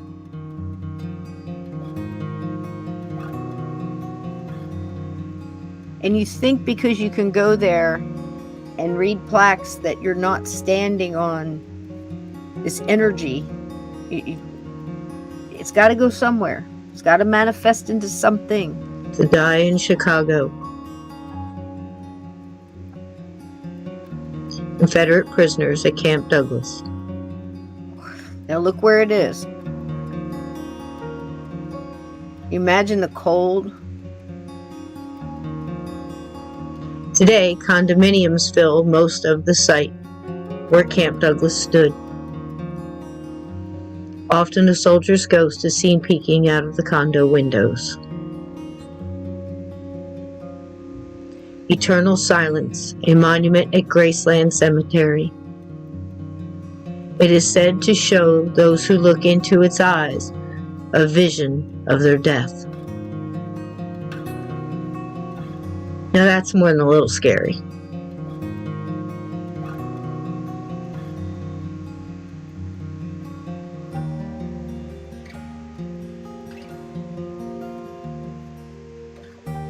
The ghost of the Eastland disaster.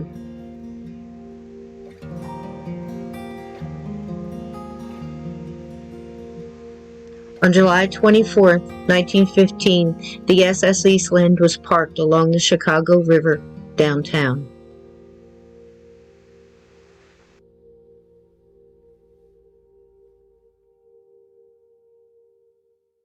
Obviously, one of the great tragedies in Chicago's history, the largest loss of life at a single incident in the history of the city. The Eastland was a boat. It was about the size of a mini cruise ship. It was docked in front of the Reed Murdoch building on July 24th, 1915. After the boat capsized, there was 2,500 people that went into the water, and 844 people lost their lives, including 17 entire families.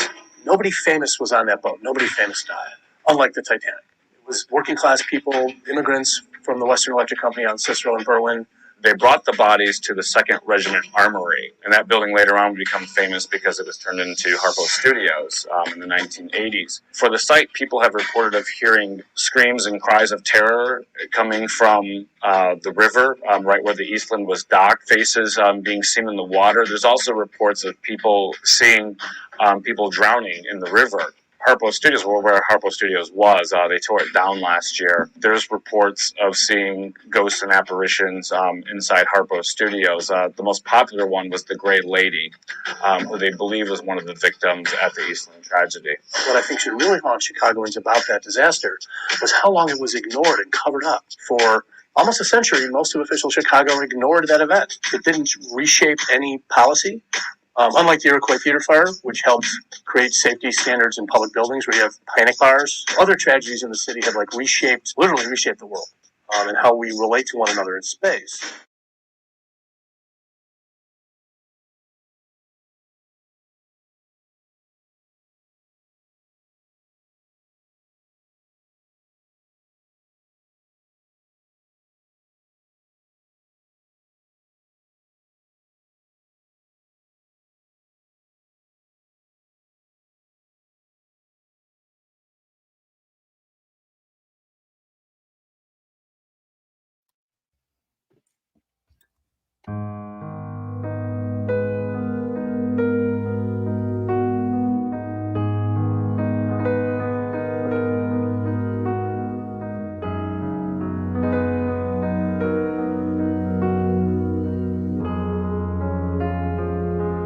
All that death. I mean, it's hard to find a place that doesn't have that, but there are places that seem to have more than their share. There's a reason.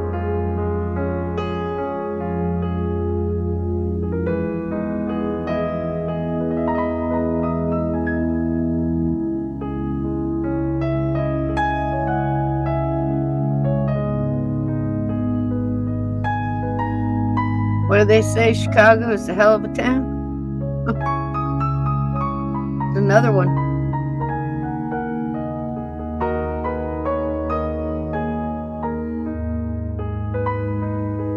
Seem to be so many tragedies where they learned how not to do things. You know, like the Titanic. You know, so many things were chosen for greed's sake or for speed. Cutting corners, still done, but how much tragedy, you know? Accountability never seems to match up to the amount of pain and loss, no matter how you look at it. It's horrible. Remember, Donnie did a great job on the story of this, that school fire. 1893, the World's Fair. It's the one at H.H. Holmes' murder mansion at the same time. Crazy.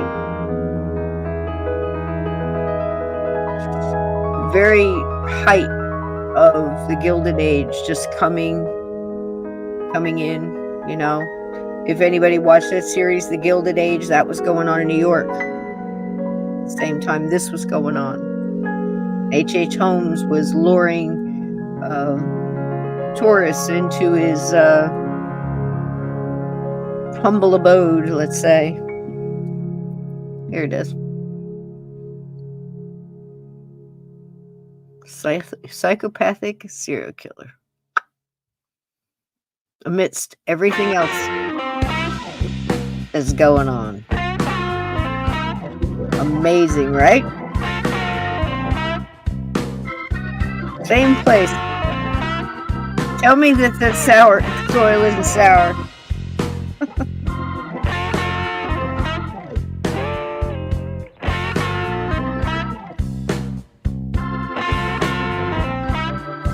But they just got humanoid things hanging out on top of buildings and light posts, looking down and sucking up all that loosh and suffering and history and chaos. Look at that. Looks like a buffet to me. Over the decade after decade after decade.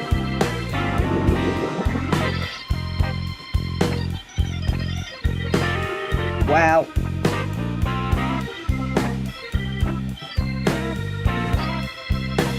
Lots and lots and lots of ghosts.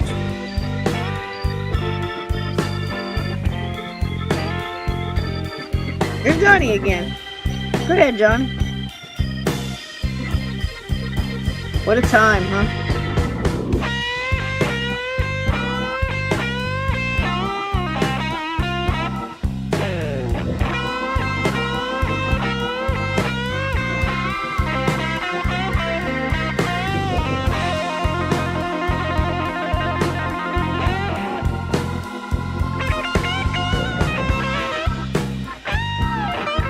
Lots of good music, lots of good food, lots of warrior stories and success stories.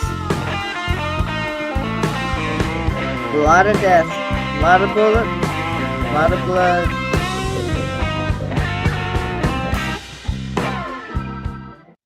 Yep. Wow. Chicago, Chicago, the title of town. There you go. Now, right in the midst of all that, here comes our boy, right?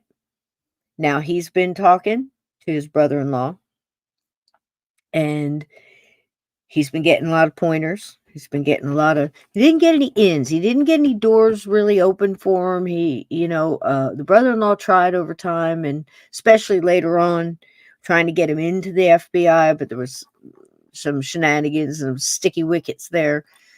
And, but now he's a young, fresh man about town, like they used to say. So many favorite writers that I've got right now that have put books out on this subject and taken this approach to basically, like I'm calling this, finding the real Eliot Ness. Because if you realize what this guy did, right now we're living in a world where we say, man, if there was just a guy, if there was, a couple of guys, you don't really need that many people. You need, like I always say, never doubt that a small group of dedicated and devoted individuals can change the world. Do you know why? It's the only thing he never has.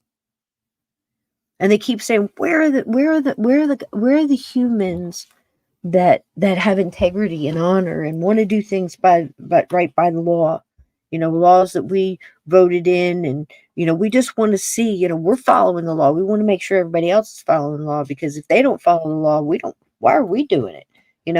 That means that we're just based on our own moral compass and our general mood, whether or not we're going to do it or not do it. It's like they say, well, let's create this law, we'll outlaw this, and that'll make everybody stop doing it. That shit has never worked through history. This time that we're studying right now, and this men and women that we're studying of this time, it's all based around these people who make these laws and restrictions and try to force people to act and to do a certain thing and act a certain way and respond a certain way. It never works, because eventually the people go, I ain't doing it. Through time. It's like somebody said the other day, I think it was my son. He said, I'm American, so I like my coffee black and my tea in the harbor. It's like, yeah. It just sounds like you just go, yeah, after that. But it's this kind of, listen, you can throw whatever cliche you want at this and say, look, these people were forced into their poverty. You got your Hoovervilles going on. You've got, you're coming out of a world war, a decade away, right? Coming out of that, everybody's waking up. You've got the Industrial Revolution coming out. Lots of people made money during the war, don't they always, on both sides? What? Hegelian dialectic, let's cause the problem and create the solution at the same time, and then make money on both sides and see how much we can make and how much can we stretch that out and how much can we multiply that. Oh, wow. It's been on for years, decades, centuries. But now you got the Gilded Age, busting through it. All that comes out, and then you have all of this major stuff happening. You've got prohibition, you've got temperance, you've got women that you have an idea of, they've had enough. Small group, dedicated and devoted individuals, want to make a difference. They're tired of their husbands out there, taking the meager wages and blowing it all down at the bar, coming home beating them, not being able to feed their kids. It was widespread because, again, you're coming out of a world war. Lots of vets. Hasn't been that long. Imagine what you've got in a city like this. The economy, the way it's fluctuating, trying to find its footing again. And all of a sudden, all of that escalates to, you've got, you've got your temperance warriors going through, busting, bars, the windows out of bars, and, getting their name in the papers, and busting liquor bottles, Carry Nation, busting liquor bottles with their sledgehammer and all that stuff for the cameras, and getting thrown in jail and coming out. And, this kind of stuff has been going forever. Small groups. We've had enough. Tired of getting beaten. We can't even, vote. We can't even, do something about this. It's too much. And you have many people that are standing on the side of with their signs. Again, signs everywhere. There's signs, right? They're standing on the side. They're saying, I don't drink liquor, and I'm going to do everything in my power to make sure you don't either. Hold on a minute. Now we got a problem. You're telling me I can't because I get why you're doing what you're doing. I get why you're against it. I can see why it's a problem. I feel bad for your kids. There should be situations where there needs to be some help. But the minute you tell people can't do something, you're going to want to do it more. And the minute you tell me I can't do something because you don't like it, I have a problem because your rights just started getting in my rights. Your chocolate got my peanut butter, lady. I'll stand by your side. You can say what you want, believe what you want to believe. But the minute your hand reaches in my pocket, we're in trouble. But I get it. So that's where your sticky wicket lies. Well, they pass it. Now you got prohibition. Now you got a bunch of wild individuals that just went, we're going to be rich.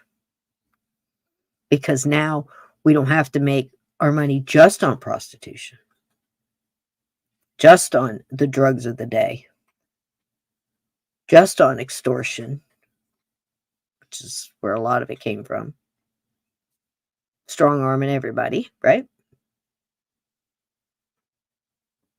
Do you feel like you're there? You're getting the gist of what's going on. Can you imagine living in this madhouse? You imagine living in it now. Can you imagine if where you are becomes a madhouse? Because it only takes a little bit, little push, and then pushers get pushed. You see where I'm going? So that's what you have going on. It is a freaking powder keg, right? Eliot Ness, this is, if you look him up, Wikipedia, Google it, whatever, Duck Duck, wherever. Eliot Ness was this is what you're going to get, was a famous American lawman who fought against the notorious gangster Al Capone during the Prohibition era. Fact. He was the leader of a team of incorruptible agents known as the Untouchables who raided Capone's breweries and speakeasies and eventually brought him down in 1931. Well,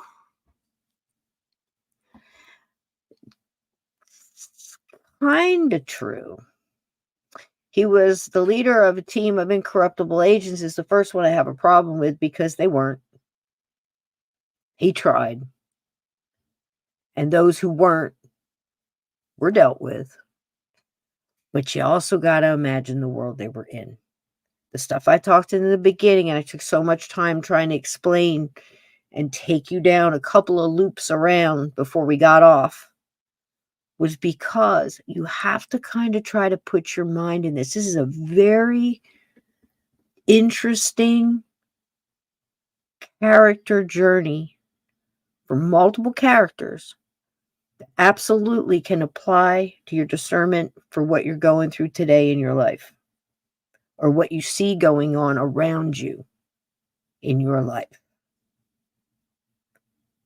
And to understand how they took history and flipped it and how they teach us to believe that this is what happened when the story is actually bigger and more interesting. Because now you're getting the facts and you're getting the true breakdown of human character or build up. What makes a hero? What makes a criminal? What makes somebody?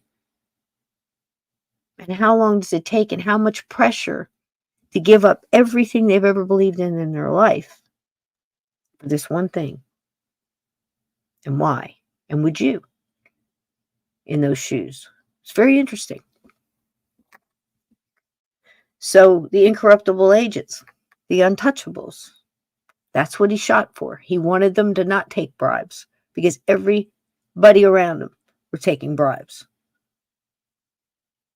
He wanted them, I don't know why they didn't go as far as, and he may have, and I've just not found it, but more of a black ops kind of thing. We're kind of sort of getting there, but with no families, no ties.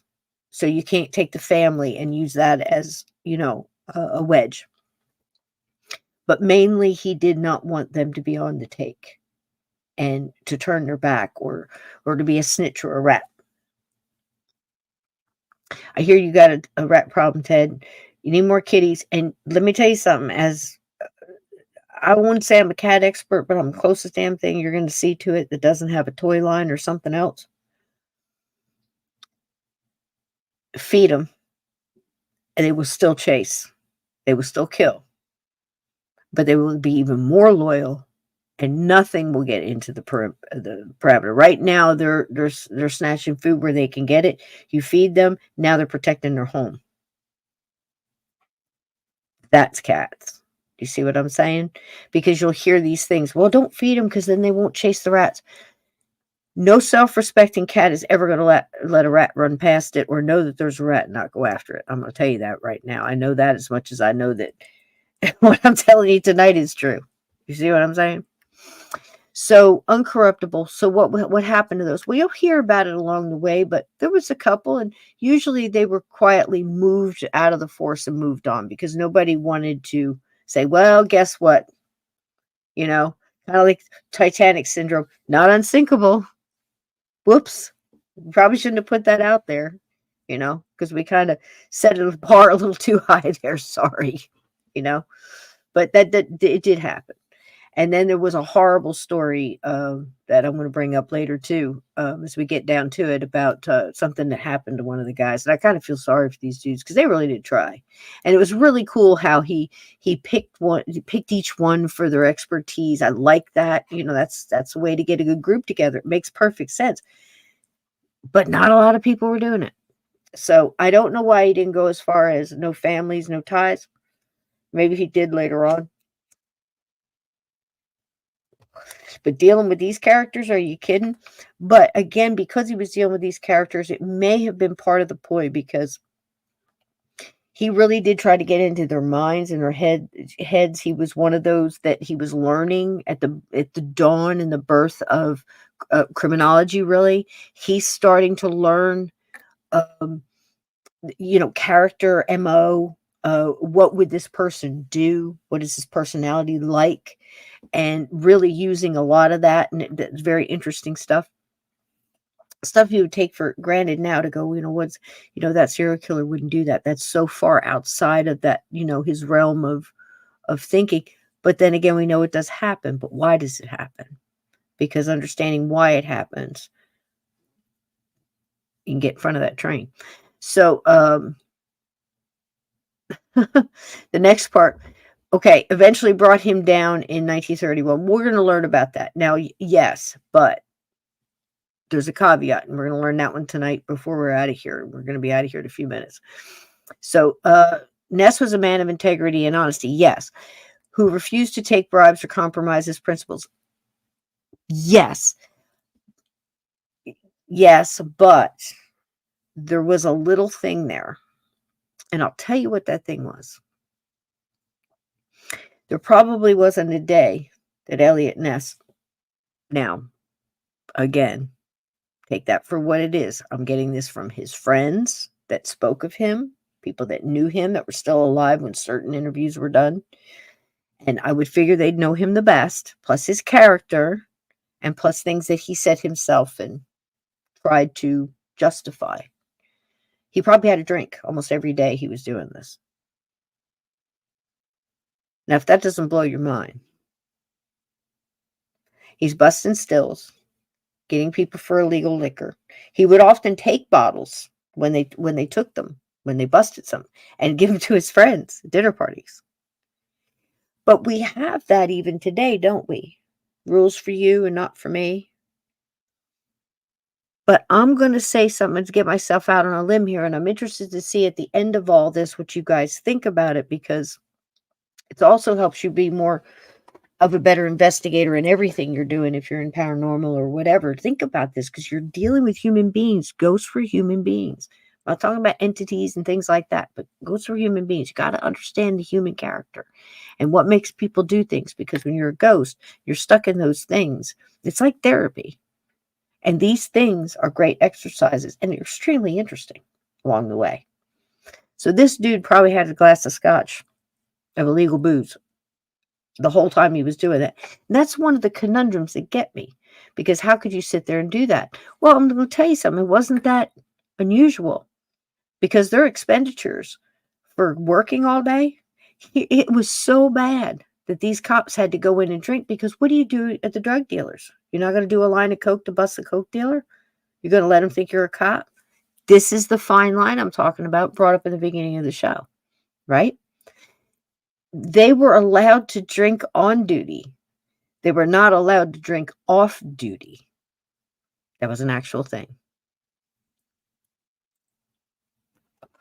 You can read actual ledgers of Eliot Ness's office and his young group there. And it has, how much it's like, 3 shots of whiskey, so much, and 6 glasses of beer. It's like every day they have to sit there and they have to do this, right? Because they want people to trust them. And how do you find out where the liquor is if you're not in the bar drinking liquor? It's crazy, right? So Ness was also a man of integrity and honesty. He refused to take bribes and compromise his principles. Well, for that much, there you go. And, think on it as you will. He became an icon of a fight against organized crime and corruption in America. Yes, that's 100% true. So just breaking up a couple things. I hope you got introduced to him, to Mr. Ness, a little bit. But I also wanted you to really know where we were in the time. You've got Hoovervilles. You've got a lot of big homeless problem out there. You've got all these like massive, tent cities and things going on, starting, on the outskirts. And eventually Eliot Ness is going to move on from Chicago. His job will be finished there because once Al Capone, we all know the outcome there, once Al Capone goes to jail for 11 years for tax evasion, it kind of dries up everything, literally and figuratively, as you speak, because in Chicago, you can kind of see by the video we just watched. If you think back of all the things I went through, not just all the tragedies and the things that happen on that soil, but the progression of the organized crime heads. You are at a time where everybody's just taking out the head of the snake and taking over the gang, and the parts of the gang are absorbed in. Sometimes they pop off and start a new one. Sometimes they just disappear and go off and go to other cities or whatever. This is really starting to break up. This is the heyday of the illegal liquor. It's flowing like nobody's business. This is the hugest business. Billions of dollars. Eliot Ness, when he walks into this mess, as the gentleman he is, trying to be and portraying himself, again, his stature, he's 5'9" here, okay? His wife, or actually his girlfriend at this time, he's not married. He's portrayed in several of the movies and the show, I believe, as having one wife and a couple of kids. None, okay, none. He was unable to have children. That's absolutely obvious. He was married 3 times, couldn't have kids with any of them. So either he picked he picked infertile women 3 times in a row, or it was him, so some kind of, that's never been proven one way or another, but it just seems to be obvious to me. That's just a guess. Okay. So it really killed him. And to the point at one point in the time in his career, just tell you a little bit about the man. He would, and now you might find this creepy in today's world, but he would actually go very good friends with the neighbors, and they had a couple of kids, and he would love to go over there. And, you think he's going over to visit the neighbors. He's actually going over there to play with the kids. He wanted kids so bad. And eventually with his third wife, third one, second or third, I think, they adopted a child, a young boy, and his name was Robert Eliot Ness. I haven't been able to find a lot on him. I saw a couple of things where he died at 30 and died at 47, but on the gravestone, he is there with his mother and died before her. So he died young. I just don't know why. So, or how. So Eliot's young. Look at him. Look at this kid. Look at this kid. Fresh-faced kid. They take this kid, put him behind a desk. Okay. He doesn't have any on the street real, footsteps. Basically puts him in charge, answering to just one man, and says, we want you to go after the organized crime. You're going to be prohibition agent. Chicago. I'm going to put you out there with Al Capone, O'Banion, all of them, right? All of that stuff going on. This fresh-faced little Boomba here. And he's going and he says, integrity is my weapon. Following the law is my weapon. I want a small group. Now put them together, and they have to be men of integrity. And give me that, and we will take out Al Capone. And you know what? He almost did it. And you're going to find that out as we go along. Tomorrow night, Steve is going to come with me, and we're going to pick this up. And it's just incredible.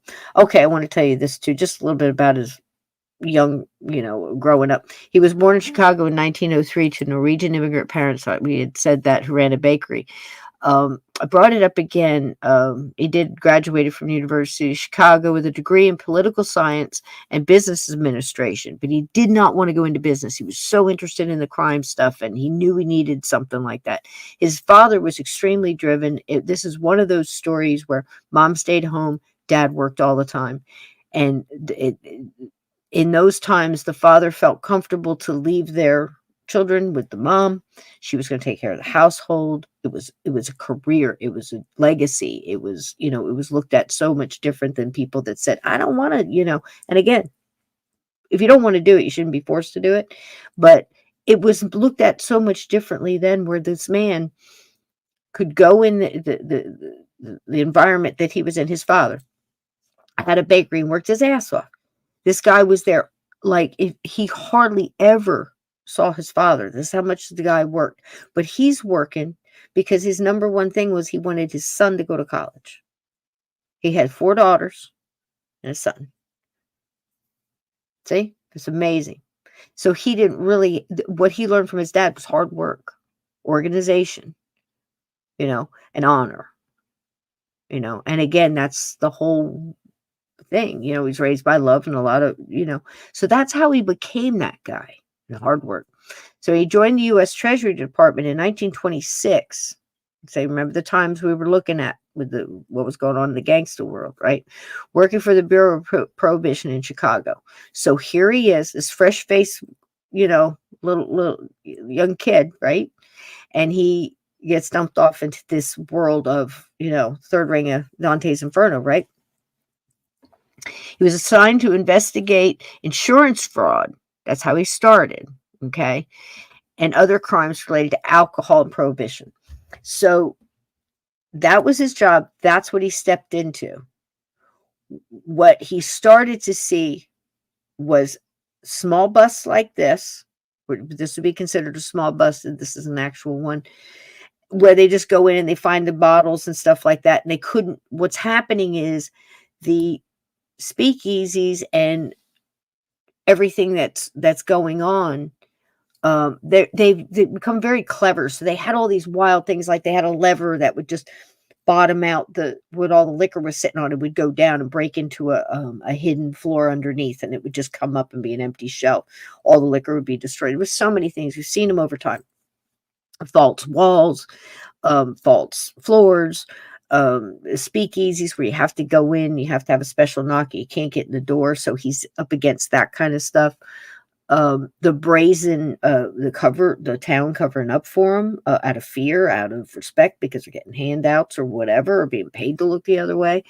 There's so many things you're going up against. And one of the biggest things after death he went up against is the portrayal of him and how he was portrayed, and the stories that came out of the book, and the whole thing that started, that I can kind of figure that happened, is once the book came out and that writer, embellished some of his stories and made him a little more exciting and made him look a little tougher and more, gun toting and all that kind of stuff. They started the, what you see here is Robert Stack in the black and white, and above they started the Untouchables, the TV show. And after first couple of shows going based on the book, they ran out of stories. So they just started making them up. And they took each part, and, like Frank Nitti and all that. Well, Frank Nitti did see a rough end. But by the time Frank Nitti got to the Kevin Costner movie with Robert De Niro as Al Capone and all this other stuff, that was just crazy. He's throwing him off a roof here in this one picture. He's throwing him off the building. Never happened. And Frank and Eliot Ness would never have done this.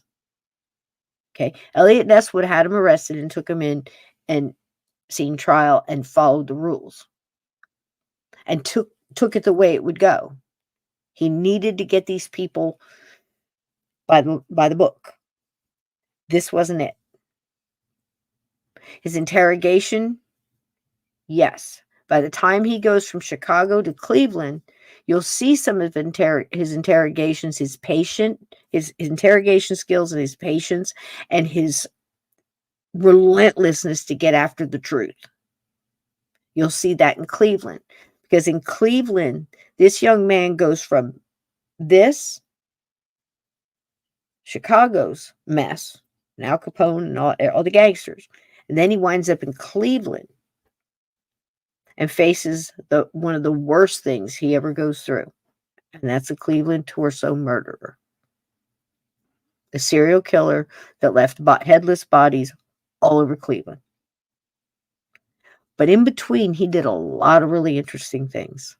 He did a lot of wonderful things, not only for Chicago, but for Cleveland. The amount of things that this man did, like I said earlier, this is the kind of guy we're all calling for. God, if we had a couple dozen of them in the right spots and could be trusted, could sort this whole thing in like that. Because it's not that hard. But you got to stop the corruption. And that's something Eliot Ness understood. And you can see it by his actions in Cleveland. And for him to have to end that way, the way he did, it's just a shame. And it shouldn't have been. And shame on the town of Cleveland and some of the other things that went on here too. But it's also the alcohol. It really started to take him out. And he was having a hard time. He couldn't keep the relationships, 3 wives, and the son that they adopted, he was very hands-on with him, very cool, very good dad, but he had sort of kind of turned into his dad because he kept that circle going.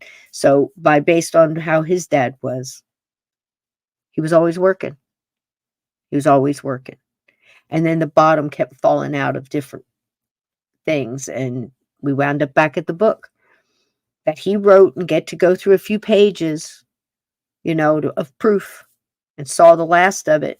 Now, how it was changed after that, he didn't see. 5 weeks later, it's in publication, and here it is. This is what it was, eventually looked like. And this is the paperback. The Untouchables by Eliot Ness and Oscar Fraley. And Oscar Fraley was the one who said, you need a little color, And eventually, how does that man get to a point where now he's got a book where they take it and everything that everybody remembers after this is all embellished and all the truth got lost. And he winds up dying in, I can't hardly say it, Coudsport, PA. And this was his obituary in the paper. Eliot Ness, 54. Cleveland's safety director from 1935 to 1942 and defeated Republican mayor candidate in 1947. I mean, why? Died of a heart ailment at his home here Thursday. For several years, Ness was chairman of the board of the Diebold Safe and Lock Company in Canton, Ohio. That's where that was his last job there in Canton, Ohio. Then he went to Pennsylvania and he was helping out somebody else, but he could see that the company really wasn't doing too good. Remember, he's got that degree in business as well. His organization skills were off the chain. His ability to take a mess and organize it and common sense look at the situation and go, well, you just need to do this and this. Reminds me of somebody else, I'm telling you. And if we had a couple of these guys, we could sort this so quick. But it was just knowing how to look at somebody and know their strengths and their weaknesses and knowing where to put them in your group. Highly favorable skill to have as a leader, trust me. And just the way he would organize, why do we have to do all this? All we need to do is this. And everybody goes, oh, why didn't we think of that? It's that kind of stuff. It's amazing. But to wind up with an obituary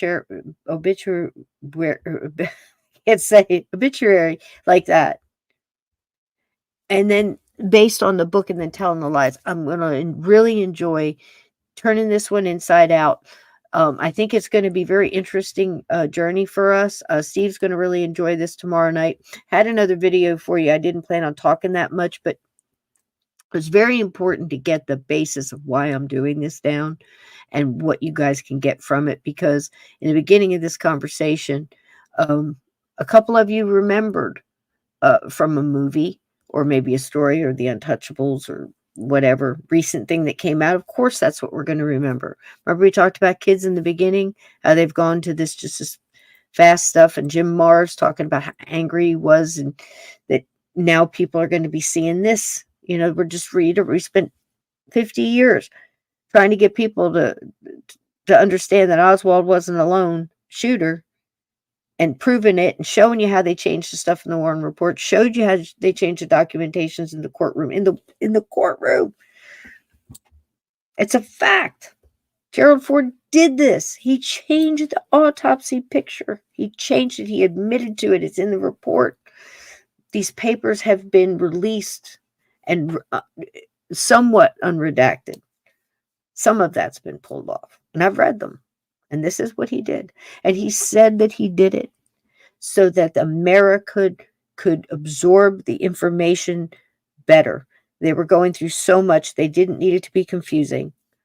The same reason that they said the Secret Service has been through enough. They lost their president. Haven't they been punished enough? And they let them go. Not held accountable for what they did that night on duty and the things they did the next day on the road in Dallas. All there on film. All there in documentation and witness statements. We know where they were the night before. We knew they were blown out of their minds drunk. They were hungover. It was done on purpose. It was systematic. They lost their badges, their ID. Several of them lost their guns. They partied all night long, and they knew that was against the rules. Something Eliot Ness would have never put up with. But that was said. They've been through enough. Let them go. Got to be accountability. There has to be men with integrity. And even those with integrity are going to have bumps and bruises and things that they've justified in their mind that they're okay to do. And I think that's the dangerous part. But I do understand, I'm trying very hard to understand that you would have to go in there, you would have to drink, you would have to live the life. That's where you get that slippery slope and people start falling. The fact that more of his group didn't is an amazing thing to me. I don't know how you feel about it, but that's how I think I find it amazing. Because again, this, there he is in the back there. You can see him in the suit and the tie. This is his second wife. I forget her name. And again, this is his third, because you can see him here as when he was running for mayor, and she backed him. And I think she was a sculptor. He seemed to like the artist. His second or first wife, I believe, or second wife, was an artist and an illustrator. Children's books, very good too. She was something else, and she wound up leaving him because she was going to follow his career because he was kind of going this way, and he was never home, and it's always where he was his dad. He was his dad. He didn't know how to be anything else, as much as he liked kids, which is why he had a good shot with the son he had. He worked at it. But again, he married 3 times, but none of his marriages lasted long. His first wife, Edna, I can't say her name, divorced him in 1938. So she was with him during the Chicago years. She lived through all of that alone a lot. Probably why she's such a good artist. After he became involved with another woman, his second wife, Eveline Michelow. So integrity, honor. He kind of started the second one before he'd end the first, but you put that in your book. Okay. Integrity and honor. We're not untarnished. Let's put it that way. Divorced him in 1945 after he had an affair with a secretary. So again, it's kind of like that JFK. Yeah, the times, it was like, okay, now we're starting to get semantics. We're just like, there's a line, so we're willing to cross it for some things. It's a fact. It's the truth. So we have to put it out there. We drank and we busted people for illegal liquor, and we cheated a little on our wives, a little bit here, a little bit there, a little bit over there. He wasn't snarky about it. I got to give him that, because like the Kennedys were snarky about it. The Peter Lawfords, the Frank Sinatras, all the people, they were all it's like, this is what I'm doing, He was ashamed of it, as he should have been. How hard it is to go to her and go, you know what, we're done. That's integrity. But it's interesting to see which ones you switch on and switch off. You know what I mean? His third wife, Elizabeth Anderson Seaver, married him shortly before his death in 1957. So the man passed in 57. Again, I wanted to, before we leave tonight, I wanted to show you the man we're kind of looking at, the man they wanted you to see. But within these he's in there. He's in there. And it's amazing. So it really is. I mean, I've seen worse. So some of the fun things, I showed you the book already. This was the actual, cover of the first couple editions of the paperback it went through. But since then, you've got the television show, you got the movies, the Untouchables, countless movies and things like that. That's a given. But you also have fun stuff like the Unmentionables over here. And I had to mention it because Bugs Bunny and Warner Brothers, Bugs was great. If you don't know about Bugs, there was a lot of stuff in there that was going on. And of course, a lot of the cartoons of the day did that and, predicted things were going on. But the cool part about this one is it's the Unmentionables, which is cute. And you got Rocky here. And how many people love Rocky? That's another character that kind of spun off of this. But Bugs is playing Eliot Ness. But that's not what they're calling him. They're calling him Elegant Mess. An Elegant Mess, if you remember, I told you his mom and his sisters really doted on him, and he was really spoiled and really dressed well and things like that at school. Well, that was the nickname for the kids gave him because he was such an elegant mess, Eliot Ness. Right? Because he was awkward as a child. Like I said, loved to read. Not really a loner, but close to it. He'd get out there and talk, but it would usually be a charisma. He was kind of like a little prankster, fun guy, too. And I think he did that to lighten the mood. And that may have been part of where his charismatic, how he learned to deal with people and how to diffuse a situation, because he wasn't a big kid. I think that came early for Eliot, and I think it's just so cute that Bugs Bunny here is called Elegant Mess and brought that whole kind of full circle from his childhood. So whoever did that back then, when that was made, it was 63, that cartoon was made. So in 63, there were people still digging on who Eliot was before a lot of this came out. Where the television series, it's gone on like 5-6 seasons. You know what I mean? This was still fresh. And down here, the one in the black and white I wanted to mention, I forget his name, but I have it written. I'll tell you later on. I thought it was interesting to mention that this is the gentleman who created Dick Tracy. And Dick Tracy was modeled on Eliot Ness and the stories that he read. So, all this influence in every direction. But again, how much do we know from recent stuff that's actually true? So it's kind of neat. And like I said, just like everything else, I read that one. Just like everything else, you dig into a paranormal story. Why are you making up stuff? The real stuff is so much more interesting and so much more amazing, or whatever, why? So I told you about the memoir, and it was called The Untouchables, his original, My War Against Crime. And they changed it to Eliot Ness and the Untouchables when they put the book out. That's one change. And he probably pondered over that so much because that's really how he felt. My war against crime. He had that. It is me and my small group against all of this. But they were never the Tommy gun standing, posing guys.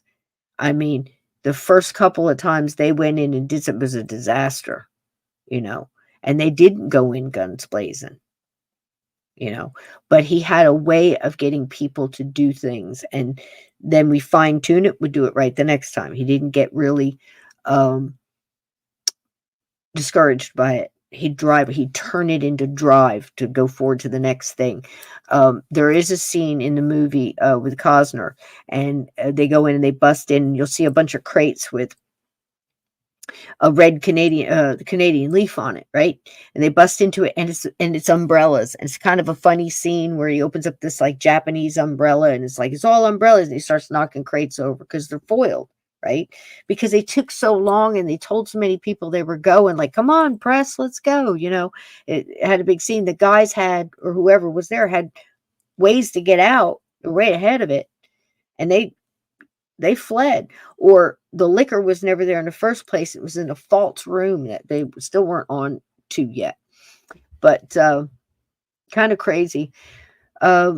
Yeah, 1959 was when it was first published. She died in 57. And like I said, it was just, when I said about a couple of weeks, it had already gone to the publisher, but it took a long time back then. It's not like today. And things had to get proved and changed. And I'm sure there were a lot of hands in this book, because by the time it got done and got published, but he did get to see the proof paperwork before he passed. And 5 weeks later, it was picked up and run with. The book became a bestseller and inspired several movies and TV shows. Yep, we know that. Okay, so there's that. Tomorrow, we will start getting into the minutia, what happened when he got there, what was his first things, what was his first steps, who was on his side, who was against him, how far did he go? I mean, think of what he had to walk into. He's walking into this, everything I showed you. It's happening all of those times. This is what's going down. Streets of Chicago are on fire, and literally in a lot of ways. I mean, because again, you had the Iroquois fire. Okay, that theater. Remember we talked about that? Maybe before this is over, I'll show that one again. But that incredible, and so many things came out of that.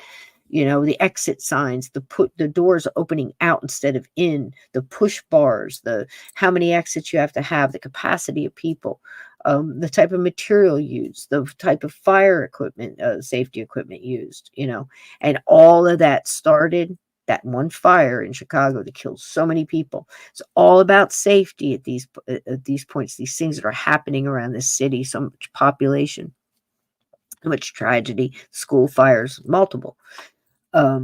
Big, and the Chicago fire itself, the cow kicks over that, which I told you on the last thing, didn't happen that way. Again, another lie. But, a lot, just half of Chicago is destroyed. Look at, what happened. So you got POW camps, you got ghosts looking in condo windows. You got so much going on. You got gangsters killing each other in the street. And you have one big thing, that happened that we remember. I know I said in the beginning, every Valentine's Day, and that's the St. Valentine's Day massacre. And that was one of the biggest underhanded, that was even an organized crime table sitting around. That was low blow. I mean, they had certain rules, and I know that sounds crazy, but you don't hit the family, you don't women, children, you don't do this, and a couple that started to get really blurred. But Al, and I have no doubt in my mind, Al did this because it was his MO, and I know he was in Florida. And here recently, somebody's starting to say that he was in a prison and locked up in jail, not prison, jail. There's a difference, in Pennsylvania. So I'm looking into that, but I don't know if that holds water. But again, we could have just been getting lied to. But at this point, I'm still gonna say he was in Miami at the time, fishing, doing whatever. He was laying low, and everybody said he couldn't have done it because he wasn't in Chicago. It was bullshit. It's a phone call. It never held water, regardless of where he was, right? Because Al could have got a phone call out of a jail in a heartbeat too. Trust me, money talks, bullshit walks. Okay, so in comes Eliot Ness, dropped in the middle of this. It's going to be very exciting.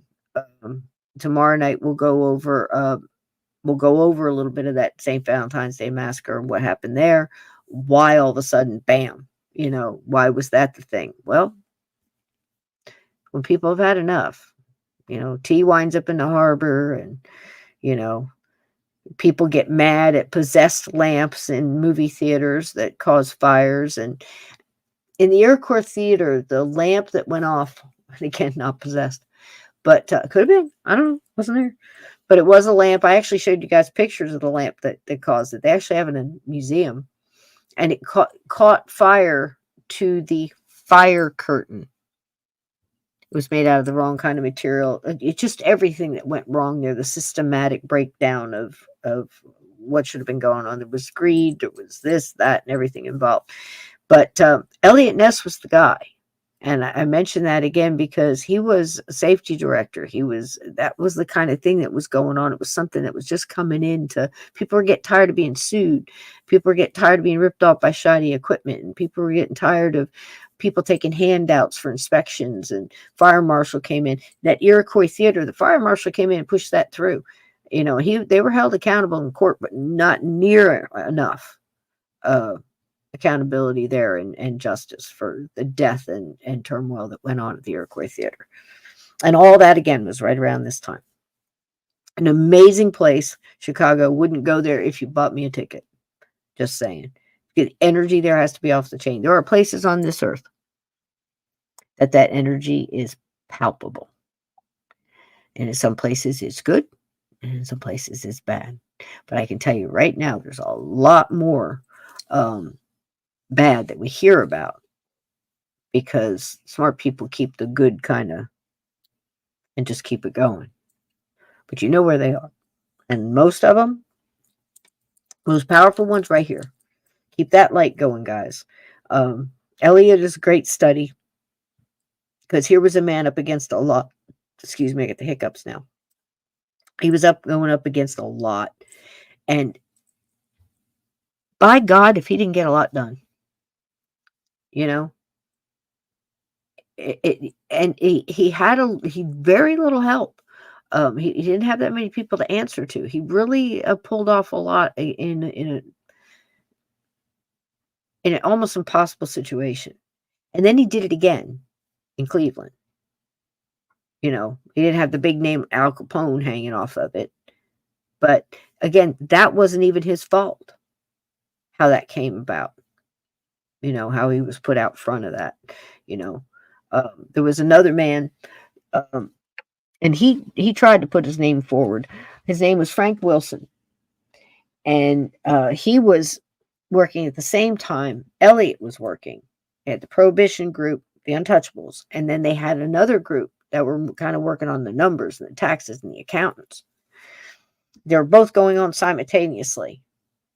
And it was Wilson's kind of dumb luck because he was actually almost ready to give up completely. In fact, he was ready to lock up what he had because he couldn't prove anything on Al because the books were all cooked, and he couldn't get anything substantial to get the hook into where he could start a case, against Al.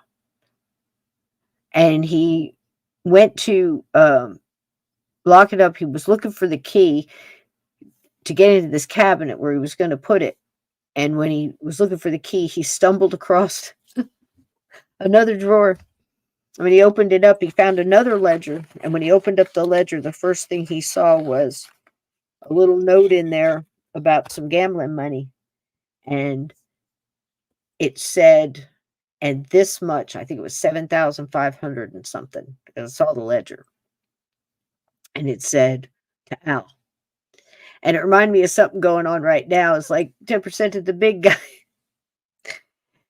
And it's so funny that one little sentence got Al Capone, who was pulling billions and billions of dollars. In Chicago time, in that time's money, unfathomable at this point. I mean, there's so much money in all of his rackets. He was the man that had a hold of that whole city at that point. I showed you how they knocked everybody off, and he right to the top, buddy. And he was just about to take out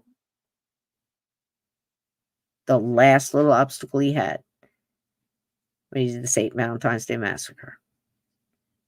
And that would have been it. He'd have been kingpin, right? It's amazing how it all works. And here comes this little wet behind the ears 23-year-old kid with some organization skills, business degree, a little bit of criminology, a brother-in-law in the FBI giving him pointers, and his dad taught him to work hard, be respectful, be a simple kind of man. He had a good life. Short. Did a lot. And I think he deserves to have the truth told. So we're going to do that. We'll be here back tomorrow night. and talk about with Steve Stockton. We'll talk a little bit more about this, and we'll talk about a little bit more in the in-depths of what actually happened with Eliot. And I got a couple great videos there. But one thing I want you to think about, if you want to go back and you want to watch a movie, I'm going to mention it again tomorrow night, because you've heard so much about, like Frank Nitti getting thrown off of this, and baby carriages being caught here, and Tommy guns in the, Grand Central Station. Never happened. Never happened. Never happened. Sad, because it's exciting to see, wow, that would have been great if he could have done that. And I love that's my favorite scene. You got him, I got him. But stuff like that did happen. It just didn't happen there. It happened other places. And it's just as exciting. But Frank Wilson, he was the one that found that little sentence, this much to Al, gambling, and he knew he could connect him into it, and he started digging, and then he went and found the accountant who did the book, and he got him to talk, and that broke that whole case. Eliot Ness had a lot of evidence too, but it was really hard to prove that Al killed this guy or had that guy killed, because usually the people that Al had killed the guy, he also had that guy killed. So we're going after the booze, and they'd get the booze. And he knocked Al Capone's knees out from under him so bad that Al sent men to his office and sat right down and put on his desk $2,000 in front of Eliot Ness. And he said, same thing every month, just back off. Eliot said no. Do you know how much $2,000 in 1928 was? He said no. So whatever else you hear about Eliot Ness, remember that. That took a lot of guts. And the guy died with the hope in his heart that people would hear the truth about what he did. And what he did, he felt like it should feel like it was enough. But he never really got the credit. And he never really got the payoff. He never really got the time to stand up in court, and speak a piece. All that with Kevin Costner and changing the jury and all that grandstand never happened.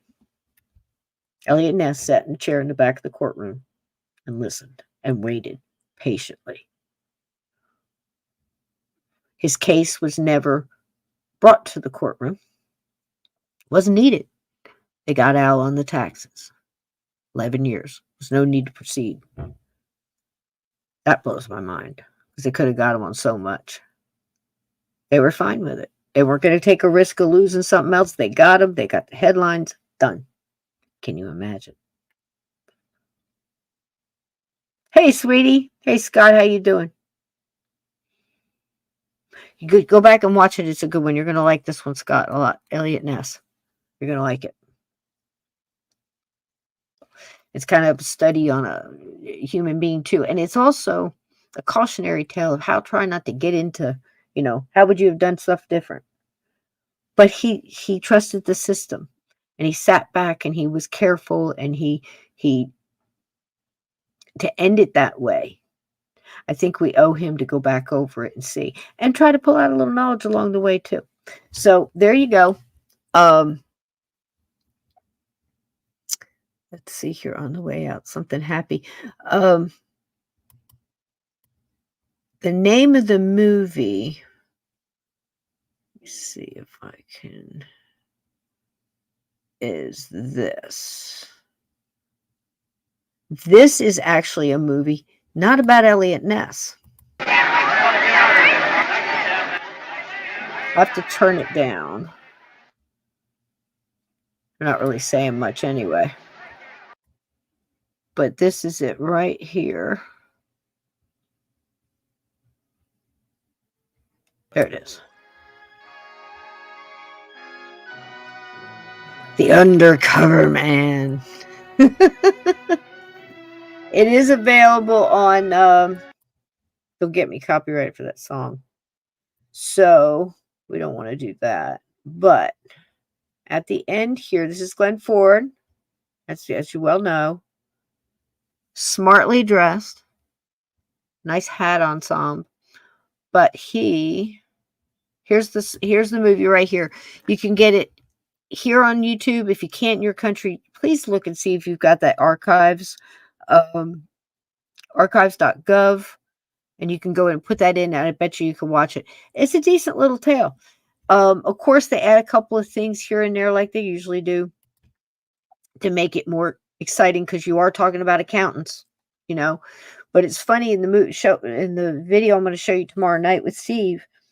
The guy says at the end, you know, you should go look at Wilson's story. It's very interesting, the whole way where he kind of came upon that, you know, that other ledger that just sealed the deal, almost like divine. But I mean, say what you want about Al, he was on his way out anyway. I mean, he'd already done everything. You know what I mean? It's like we didn't really stop much because he was kind of losing his mind. And it's kind of sad all around. They still got away with all that killing, you know, and all the stuff that was going on. It's crazy.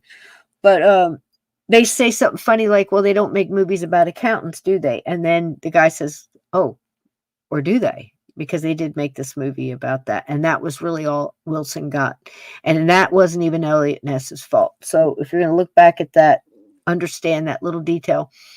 He didn't do that. It's that his superior, I forget the guy's name at this point, but he felt so bad that Eliot Ness they all worked so hard, but they kind of got slighted with all that publicity and everything else, that they never got to present their stuff to court, that he put in there that Eliot Ness and the Untouchables were the ones that took, and their hard work and dedication was what took Al Capone out. And you know what? The statement is actually true, because they crippled Al Capone's business. And there's a couple of cheeky things that happened along the way. But you'll also hear one of the big lies is that they never met or they never spoke. And that's not true. I have proof that they did both.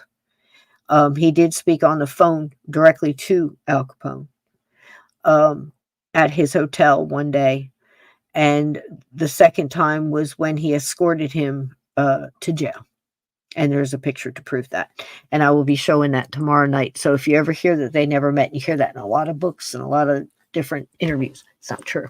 He did. He just didn't get to, and of course he saw him in court, but he just didn't get to present his case. You know, he had a lot on him. So there we go.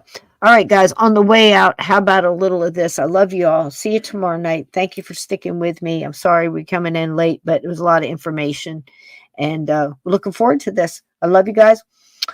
Welcome, Mr. Connor. Welcome to all the love all the fur babies out there and everybody that needs healing and, you know, healing light and distraction in this world. It's a good way. You know, let's decipher history with facts. Maybe it'll help us decipher our future and decisions and, you know, that kind of thing. All right. Good night, everybody. Love you. See you tomorrow night, 8 p.m.